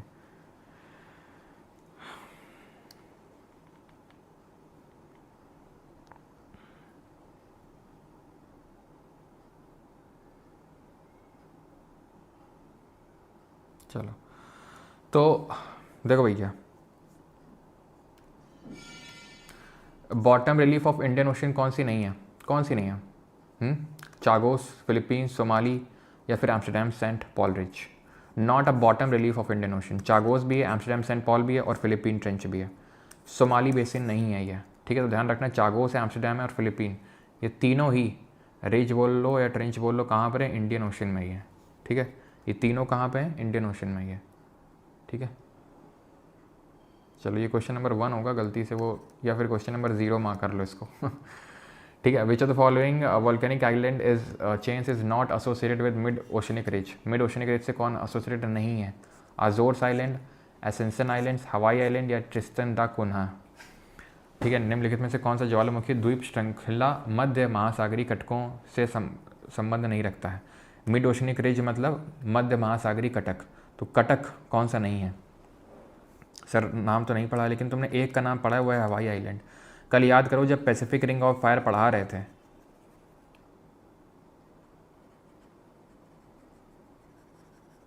ठीक है, ये जो पैसिफिक रिंग ऑफ फायर पढ़ा रहे थे, ठीक है, इस चीज़ को ध्यान रखना। ये जो पैसिफिक रिंग ऑफ फायर थी, तो यहाँ पर क्या था, वॉल्केनिक एक्टिविटी एंड जो सीस्मिक एक्टिविटी वो बहुत ज़्यादा थी। वॉल्केनिक एंड सीस्मिक एक्टिविटी दोनों ही बहुत ज़्यादा थी, होती है यहाँ पे। लेकिन मैंने आपको बताया था ये हवाई आइलैंड है, मऊना लोआ मऊना किया, याद है? कल पढ़ेंगे उसके बारे में, क्योंकि वॉल्केनिज्म एंड रॉक्स का टॉपिक कल के लिए रखा है। तो यहाँ पे मैंने बोला था जो पैसिफिक रिंग ऑफ फायर के अलावा कॉन्टिनेंट मतलब प्लेट के बीच में वॉल्केनिक एक्टिविटी होती है उसको हॉट स्पॉट वॉल्केनिज्म बोलते हैं। तो ये मिड ओशनिक रिज तो यहाँ पे नहीं है, ये हॉट स्पॉट वॉल्केनिज्म का प्रकार है ये, ठीक है, हवाई हॉट स्पॉट का, ठीक है। ये जो पैसिफिक रिंग ऑफ फायर पूरा देख रहे हैं, या तो प्लेट कन्वर्ज कर रही है या डाइवर्ज कर रही है, वहाँ पर वॉल्केनो और अर्थक्वेक आ रहे हैं। यहाँ पर कोई प्लेट बाउंड्री नहीं है, और जब प्लेट बाउंड्री में नहीं बल्कि प्लेट के बीचों बीच अगर वॉल्केनिक एक्टिविटी होती है उसको हॉट स्पॉट वॉल्केनिज्म बोलते हैं। विच of the following is not inhibited by coral. इनमें से कोरल के द्वारा कौन इनहिबिटेड नहीं है, कौन कोरल से नहीं बना है? गल्फ ऑफ कच्छ नहीं बना, लक्षद्वीप नहीं बना है, सुंदरबन नहीं बना है, या फिर अंडमान निकोबार। तो सिंपल सी बात है सुंदरबन। वैसे पढ़ा तो नहीं है, लेकिन ठीक है, अगर पता है तो ठीक है, नहीं तो कोई बात नहीं है, लोड लेने वाली बात नहीं है। हम ये सुंदरबन पढ़ेंगे, बनते गंगा और ब्रह्मपुत्रा नदी से।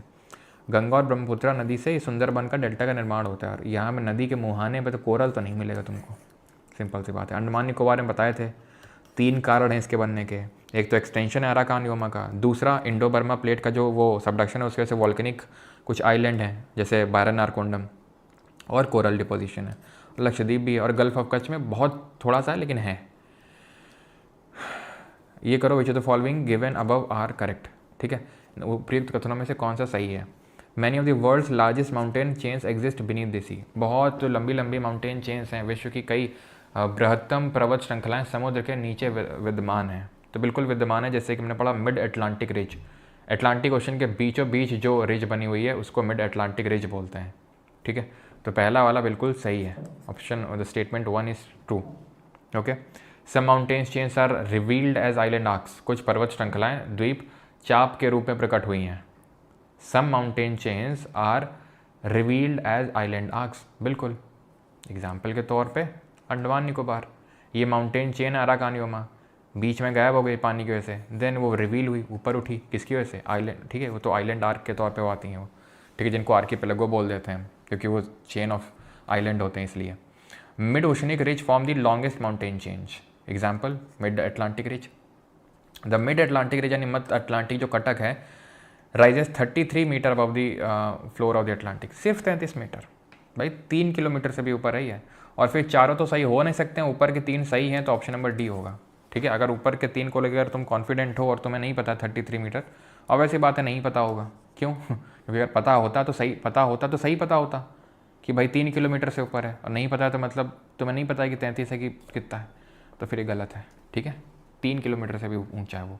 विच of the following factors are needed for the faster growth of the corals.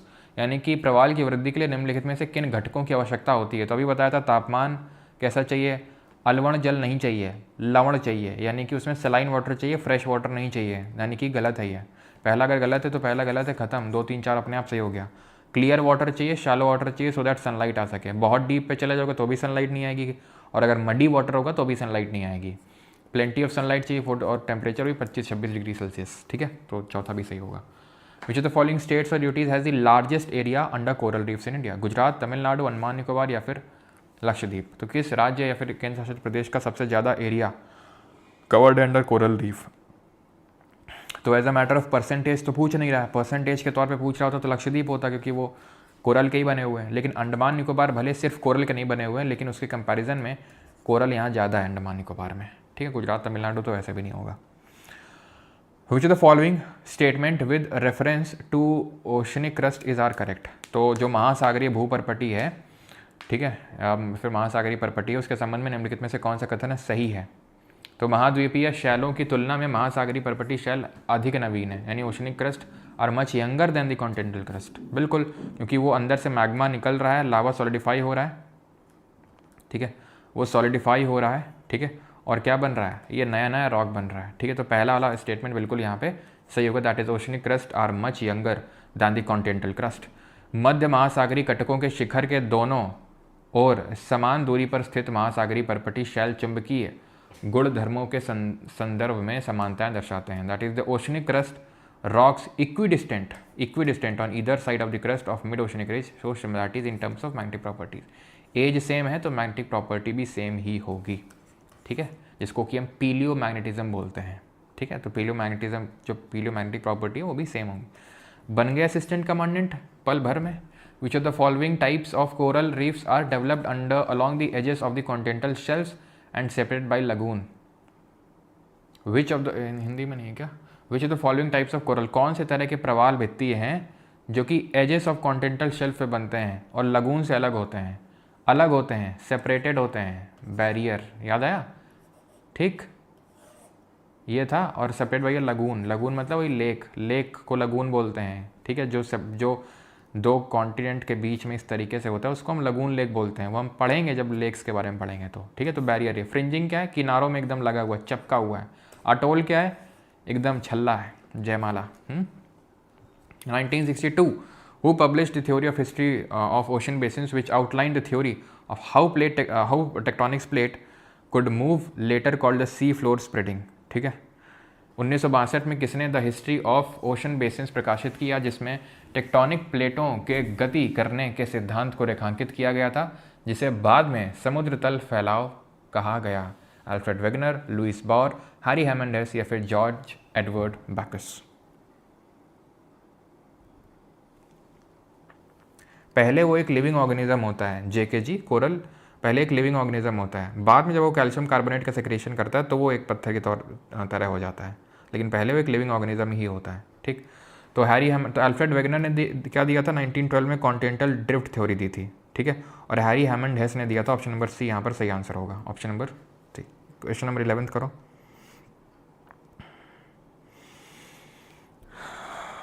ठीक है, तो ध्यान रखना कोरल लिविंग बीइंग होता है। कोरल को एज एन एनिमल हम लेते हैं, प्लांट के तौर पे नहीं उसको लेते हैं, कोरल को एनिमल के तौर पे लेते हैं, ठीक है। और रॉक हम कंसिडर कर सकते हैं जब वो बाद में उनकी डेथ वगैरह हो जाती है तब, वैसे तो हम उनको एनिमल मानते हैं।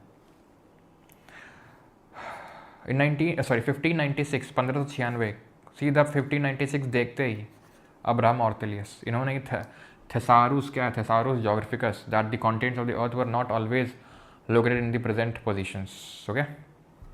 SCGD 2025 लेटेस्ट क्वेश्चन है, what is the name of the southern arm of the Pangaea? 225 million साल पहले पूरा पैंजिया है, पूरा पानी पैंथालासा है, टूटा, ऊपर का लोरेशिया, नीचे का गोंडवाना लैंड। तो नीचे का पूछा है ना, Gondwana land, option number C.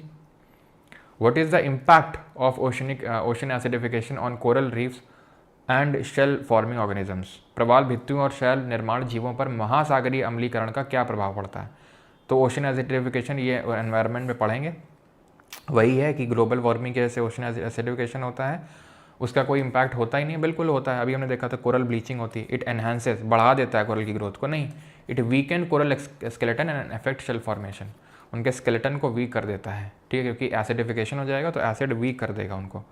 Millions of years ago the Indian subcontinent was separate from mainland by a large sea known as, जो इंडियन सब कॉन्टिनेंट है वो सेपरेटेड था फ्रॉम मेन लैंड, एक यहाँ पर सी था, उस सी का नाम क्या था?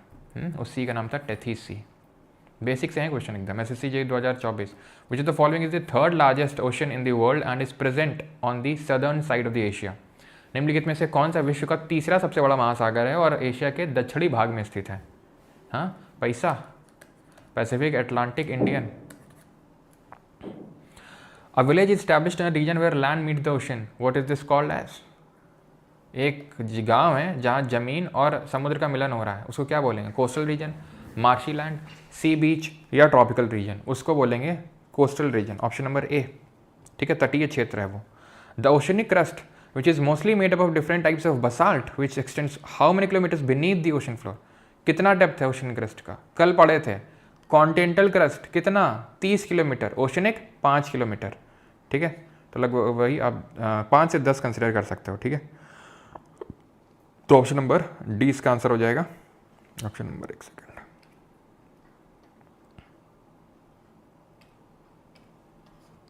ये सी कंसिडर करो, ठीक है। ये थोड़ा सा थिनर साइड में ही रखो, थिक क्यों ही करना है इसको, ठीक है। ऑप्शन नंबर सी रखो, ये तो होंगे ही नहीं, ठीक है। 2 से 5 किलोमीटर, ऑप्शन नंबर सी, यही क्लोजेस्ट है इसमें। What is the process of ocean acidification? Again environment में पढ़ेंगे डिटेल में, लेकिन वही है, समुद्र का जो एसिडिफिकेशन हो जाना, ठीक है, पीएच वैल्यू घट जाना ग्लोबल वार्मिंग की वजह से, ठीक है। तो decrease in pH due to carbon dioxide absorption, ठीक है, ग्रीन हाउस गैस एमिशंस होते हैं इस वजह से। Which was an ancient ocean that existed approximately 250 to 50 million years ago before the evolution of the Indian Ocean? वह प्राचीन महासागर कौन सा था जो हिंद महासागर के विकास से लगभग 250 से 50 मिलियन वर्ष पहले अस्तित्व में था? टेथीस, आयोनियन, एजियन या फिर अराल सी? तो इट इज़ टेथीस सी। अराल वगैरह पढ़ेंगे। अच्छा हाँ, जो ये है ना, अगर किसी को लग रहा हो कि सर कॉन्टिनेंट जैसे नॉर्थ अमेरिका है, साउथ अमेरिका, अगर किसी को लग रहा हो कि कॉन्टिनेंट की क्लास थी तो हमने इसके बारे में क्यों नहीं पढ़ा कि इस कॉन्टिनेंट के हाईएस्ट पीक ये है, यहाँ पे ये माउंटेन रेंज है, वो एकदम आखिरी में पढ़ेंगे। वर्ल्ड ज्योग्राफी के बाद, इंडियन ज्योग्राफी के बाद आखिरी क्लास होगी हमारी जहाँ ये हम पढ़ते हैं सारी चीज़ें, ठीक है। विच of the following water bodies typically have the highest salinity, ठीक है। सैलिनिटी हाईएस्ट किस में होगी? कहाँ पे लवणता ज़्यादा होती है? एक तालाब में, झील में, नदी में या सागर में? तो सागर में होती है, ओशन में होती है। चलो अगला करो।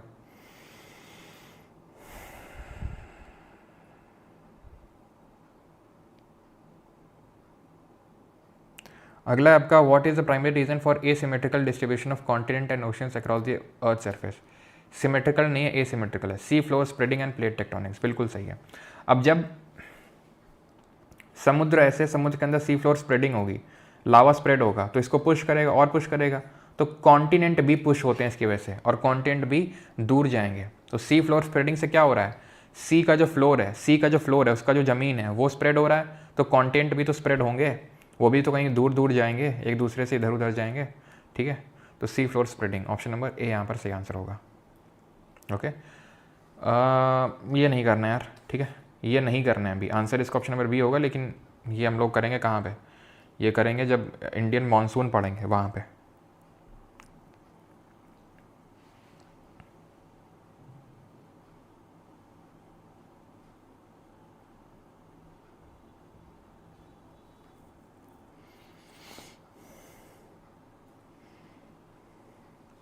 How many deeps are found in Indian Ocean? तो इंडियन ओशन में कितने डीप्स हैं? तो याद करो, अभी मैंने आपको कुछ तो जो हमने पहला जो क्वेश्चन किया था उसमें देखे थे, जैसे कि वो एक तो पहला तो जावा ट्रेंच है, ठीक है, जो लगभग 7.7 किलोमीटर डीप है। देन इसके अलावा अगर आपको याद हो तो जो सेंट पॉस्टल वो वाला था, ठीक है, एम्स्टरडेम वाला, वो होगा। टोटल 6 यहाँ पे, ठीक है। ऑप्शन नंबर ए 6 यहाँ पे टोटल होंगे हिंद महासागर में। हाँ 1 2 3 4 5, हाँ 6 ही होंगे इसमें, ठीक है। टोटल 6 यहाँ पर आपको गर्त देखने को मिलेंगे। क्लियर है? Option number A. अगला करो। अगला है आपका, व्हाट डज द टर्म हेलोक्लाइन? अब याद हो अगर आपको, तो मैंने हेलोक्लाइन किसके लिए रूट वर्ड बताया था आपको? सॉल्ट के लिए बताया था, ठीक है, सॉल्ट के लिए बताया था। तो आंसर क्या हो जाएगा? आंसर हो जाएगा option number A, a layer with a rapid change in salinity. जहाँ पर एकदम से, अगेन ये एनवायरनमेंट में पढ़ेंगे इस चीज़ को, जहाँ एकदम से सैलिनिटी इंक्रीज हो जाए उसको हेलोक्लाइन, और जहाँ पे एकदम से टेम्परेचर कम हो जाए उसको थर्मोक्लाइन बोलते हैं। सर 6 टेंजेस से रटने की ज़रूरत नहीं है, ठीक है। पहली तो एक जावा ही है जो आपको ये लिखवाई थी, ठीक है। चलो एक बार मैं फिर से बता दूंगा डाइवर्जेंट वाला जिसको डाउट हो रहा है, ठीक है। तो मकरान हो गया, एक जावा हो गया, मकरान हो गया, और एक तो मॉरिशस हो जाएगा, ठीक है, मॉरिशस। और एक चागोस होगा आपका, ठीक है, जावा, मकरान, मॉरिशस, चागोस, एक डिमेंशिया ट्रेंच। कितने हो गई? 4 5, एक और बच रही है, जावा, मकरान, मॉरिशस, चागोस, डिमेंशिया, एक सुंडा ट्रेंच होगी, ठीक है, सुंडा ट्रेंच। तो ये टोटल हाँ 6 होती हैं आपकी, ठीक है, 2 2 4 और 2 6। चलो आगे बढ़ते हैं। What was the name of the mega ocean that surrounded the single continental mass? तो मेगा कॉन्टिनेंट था पैंजिया और mega ocean Panthalassa. Option number B. Continental shelf which is the shallowest part of the ocean, ये सबसे shallow part होता है ocean का। Average gradient कितना होता है? बहुत आसान है, 1 डिग्री या उससे कम। स्लोप का कितना होता है? ढलान का कितना होता है? तो ढलान का 2 से 5 डिग्री का होता है। सबसे वाइडेस्ट कॉन्टिनेंटल शेल्फ कहाँ पर है? साइबेरिया में, ईस्ट ऑफ रशिया, जहाँ पर 1500 किलोमीटर की उसके वेट थे। और सबसे कम नैरो कहाँ पर है? तो ये जो चिली का कोस्ट है, ठीक है, Chile, western coast of South America, सिर्फ लगभग 25-30 किलोमीटर का है। ऑन एन एवरेज 75 से 80 होता है। Arabian Sea is an extension of which of the following ocean? तो अरेबियन सी किसका एक्सटेंशन है? तो अरब सागर यहाँ पड़ता है, ये बंगाल की खाड़ी है, ये अरेबियन सी इंडियन ओशन का, सिंपल है, ठीक है। Oceans is which of the following oceans is surrounded by the continent of North America and South America? तो North America and South America, तो नॉर्थ अमेरिका ये है, साउथ अमेरिका ये है, ठीक है। तो कौन इसको, ये साउथ अमेरिका यहाँ पर, तो कौन सराउंड कर रहा है इसको? विच of the following is surrounded? तो ये पैसिफिक होगा, ठीक है। वैसे तो अटलांटिक है ईस्ट साइड में और वेस्ट साइड में आपका पैसिफिक है, लेकिन सराउंडेड की बात है क्योंकि यहाँ पर आपका अटलांटिक है, अटलांटिक एस शेप में है, ध्यान रखना। और इसके यहाँ पर एक सरगैसो सी पड़ता है। अगेन अगर मैं कोई चीज़ थोड़ा डिटेल में नहीं बता रहा हूँ तो मतलब वही है उसका कि वो आगे है, जैसे सरगैसो सी ना, चलो बायो में भी इसको पढ़ेंगे। तो यहाँ पे क्या है, अटलांटिक ओशन में यहाँ पे एक घास है जो घूमती रहती है, घास इकट्ठा हो गई है जिसको सरगैसम बोलते हैं। वो घास नहीं, वो एक्चुअल में एल्गे है, ब्राउन एल्गे। तो उसी से इसका नाम पड़ गया सरगैसो सी। इस सरगैसो सी को ही बॉर्डरलेस सी बोलते हैं, इसका कोई बॉर्डर नहीं है।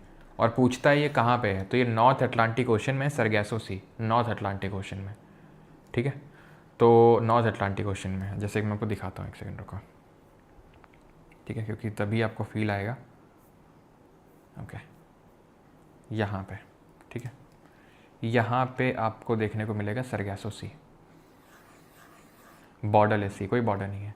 और देख सकते हैं ये नॉर्थ अमेरिका, ये साउथ अमेरिका, और यहाँ पे पूरा आपका अटलांटिक ओशन है। तो इसका जो क्वेश्चन का आंसर हो जाएगा वो भी आपका Atlantic Ocean, option number B हो जाएगा, ठीक है, ऑप्शन नंबर बी होगा, ठीक है। पैसिफिक नहीं होगा बिकॉज पैसिफिक में एशिया वगैरह भी मोस्टली आ जाते हैं, अटलांटिक थोड़ा वैसे क्वेश्चन डिस्प्यूटेड तो है ही क्योंकि यहाँ पर पैसिफिक और यहाँ पर Atlantic. Which is the following oceans extends to into the Mediterranean Sea? कौन सा सागर है जो भूमध्य सागर तक जाता है? अब अगेन भूमध्य सागर पढ़ा नहीं हमने, लेकिन मैं आपको दिखा देता हूँ। ये आपका अटलांटिक ओशन होगा, ऑप्शन नंबर सी, ठीक है। यहाँ पे जो ये जो देख पा रहे हो, एक सेकेंड, ये जो देख पा रहे हो ना, ये भूमध्य सागर है, ये एस शेप का अटलांटिक महासागर है, तो इसी का एक्सटेंशन है ये, ठीक है। तो आंसर क्या हो जाएगा? आंसर हो जाएगा आपका Atlantic Ocean. The periodic growth and drop of water sea level is known as, तो उसको क्या बोलते हैं? वेव। भाई वेव जो नॉर्मल आती है, पीरियोडिक आती है तो टाइड है, जो gravitational pull and centrifugal force की वजह से आता है। जो बाकी जो नॉर्मल होता है उसको सर्ज बोलते हैं, जो हवा वगैरह की वजह से जो वेव्स आती हैं उसको सर्ज बोलते हैं, ठीक है। और पीरियोडिक ग्रोथ, अच्छा बताओ कि 2 हाई टाइड के बीच में एक सेमी डायरनल टाइड में कितने घंटे का गैप होता है? एक सेमी डायरनल टाइड है तो 2 हाई टाइड या 2 लो टाइड के बीच में कितने घंटे का गैप होता है? बताओ जल्दी से। अब अगर मैं सेमी डायरनल बोल रहा हूँ तो मतलब एक ही दिन में 2 हाई टाइड और 2 लो टाइड आएंगी, यानी 12 घंटे और 25 मिनट का अंतर होगा इसमें, ठीक है, 12 घंटे और 25 minute. What does the lower salinity water rest in the higher? तो जो जिसकी लवणता कम होगी वो नीचे वो ऊपर जाएगा, और जिसकी ज़्यादा होगी वो नीचे जाएगा, ठीक है। सिंपल सी बात है, जो चीज़ डेंस होगी, जो भारी होगी, हायर सैलिनिटी है तो डेंसिटी भी ज़्यादा होगी तो नीचे जाएगा, सिंपल, ठीक है। तो लोअर वाला ऊपर रहेगा, ऑप्शन नंबर ए। ये अरेंज कर दो, 35 तक टोटल क्वेश्चन करेंगे, उसके बाद आपका होमवर्क है, ठीक है। 3 क्वेश्चन और है इसके बाद। 12 घंटे 25 मिनट बिल्कुल सही है। एंड 2 स्प्रिंग टाइड के बीच में कितना गैप होता है? दो स्प्रिंग टाइड के बीच में कितने दिन का गैप होता है, या फिर दो नीप टाइड के बीच में कितने गैप होता है, यानी दो दीर्घ या दो लघु ज्वार के बीच में कितने दिनों का गैप होता है। पैसा कर लो, पैसा पैसिफिक, एटलांटिक, इंडियन और सदर्न, देन वो मतलब वही सदर्न को ही अंटार्कटिक बोल देते हैं। पैसा है ना, पैसिफिक, एटलांटिक, इंडियन और ये सदर्न को अंटार्कटिक बोलते हैं जो साउथ में है, और ये आर्कटिक है आपका। तो ऑप्शन नंबर सी। कितने दिन का गैप होता है भैया? 14 दिन का गैप होता है, 14 डेज का, 14 डेज। 31 में क्या, where does the lower salinity water rest with the higher salinity dense water? सही तो है भाई, ऊपर ही तो होगा। लोअर सैलिनिटी, जिसकी लवणता कम है वो ऊपर होगा, जिसकी ज़्यादा वो नीचे जाएगा। ठीक है, 6 घंटे, क्या 6 घंटे? 14 दिन का गैप होता है भैया, 6 घंटे का कर रहे हो? 6 घंटे और 12 मिनट था एक हाई टाइड और अगली लो टाइड में, फिर अगली लो टाइड और अगली हाई टाइड में 6 घंटे 12 मिनट। और अब जो अभी बताया था वो ये था 2 हाई टाइड और 2 लो टाइड के बीच में 12 घंटे और 25 मिनट। स्प्रिंग टाइड कुछ याद आया? मिलियन साल पहले कुछ पढ़े थे, जब सिजगी होता है, चाहे सिजगी कंजंक्शन चाहे सिजगी ऑपोजिशन, जब तीनों स्ट्रेट लाइन पे होते हैं तो जो टाइड होती है, जो हाई टाइड होती है वो नॉर्मल से हाई होती है। ठीक है, नॉर्मल से भी हाई होती है, और जो लो टाइड होती है वो नॉर्मल से भी लो होती है, उसको स्प्रिंग टाइड बोलते हैं। ठीक है, और नीप टाइड में क्वाड्रेचर होता है, 90 डिग्री पे होते हैं, जहाँ हाई टाइड नॉर्मल से कम हाई और लो टाइड नॉर्मल से कम लो होती है। ठीक है, और गैप 2 स्प्रिंग टाइड या 2 नीप टाइड के बीच में घंटे नहीं दिन का होता है, 14 दिन का। Identify the odd option in relation to the oceanic layers. Odd option कौन सा है बताओ जल्दी से। मेट्रिक लेवल शिफ्ट 1, 2 क्वेश्चन और हैं। तो कॉन्टिनेंटल शेल्फ था जिसका ग्रेडियंट 1 डिग्री या उससे कम था, शेल्फ। देन स्लोप था, देन राइज था, देन डीप सी प्लेन था। ठीक है, तो शेल्फ था, स्लोप था, ठीक है, डीप सी प्लेन था, ओशिनिक स्लोप कुछ नहीं था। Where is the deepest point on the earth? Mariana trench, बताओ।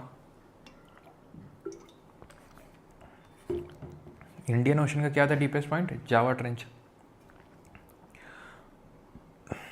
एवरेज सैलिनिटी कितनी है ऑफ इंडियन ओशन? ठीक है, इंडियन ओशन की 350 पार्ट्स पर मिलियन, 35 पार्ट्स पर मिलियन, 3.5 या 3, 35 पार्ट्स पर मिलियन, ध्यान रखना। सॉरी 35 पार्ट्स पर 1000 होगा, ठीक है, मिलियन नहीं, 35 पार्ट्स पर 1000, पीपीटी में इसको एक्सप्रेस करते हैं। ठीक है, अच्छा अगर मैं पैसिफिक की पूछूं तो पैसिफिक की कितनी है? तो पैसिफिक जो है थोड़ा सा इंडियन ओशन के कंपैरिजन में उतना ही है नॉर्मली, लेकिन अगर हम लेने लगेंगे जैसे कि डेड सी वगैरह हो गया, डेड सी बहुत उसकी सैलिनिटी है, यहाँ पर अगर आप जाओगे तो यहाँ पर आप तैरने लग जाओगे क्योंकि इतना ज़्यादा डेंसिटी है इसकी। 340 ग्राम सॉल्ट है यहाँ पे पर लीटर ऑफ वाटर, जहाँ 35 ग्राम है वो यहाँ 340 ग्राम है, 10 गुना तकरीबन इसकी डेंसिटी है। तो डेड सी जो है बहुत सॉल्ट है यहाँ पे, डेड है, यहाँ पे जाते ही तुम तैरने लगोगे। कहाँ पर पड़ता है? इजराइल और जॉर्डन के बीच में। आज का होमवर्क यही है, इसको मैप पे लोकेट करना है तुमको, इजराइल और जॉर्डन के बीच में कहाँ है डेड सी। ओके, बाकी के क्वेश्चन हैं आपके लिए होमवर्क है। ठीक है, 10-12 क्वेश्चन जो है आपके लिए होमवर्क है, नॉर्मल से क्वेश्चन हैं, आप खुद से इनको प्रैक्टिस करेंगे। एंड बाकी आपको नए क्वेश्चन तो मिलते ही हैं बैच के अंदर, ये तो हैं ही हैं, लेकिन नए क्वेश्चन भी आपको बैच के अंदर मिलते हैं। ओके, एंड ठीक है, ये पीपीटी आपको मिल जाएगी एप्लीकेशन पे, एंड कोई किसी का डाउट हो तो पूछ सकता है अभी।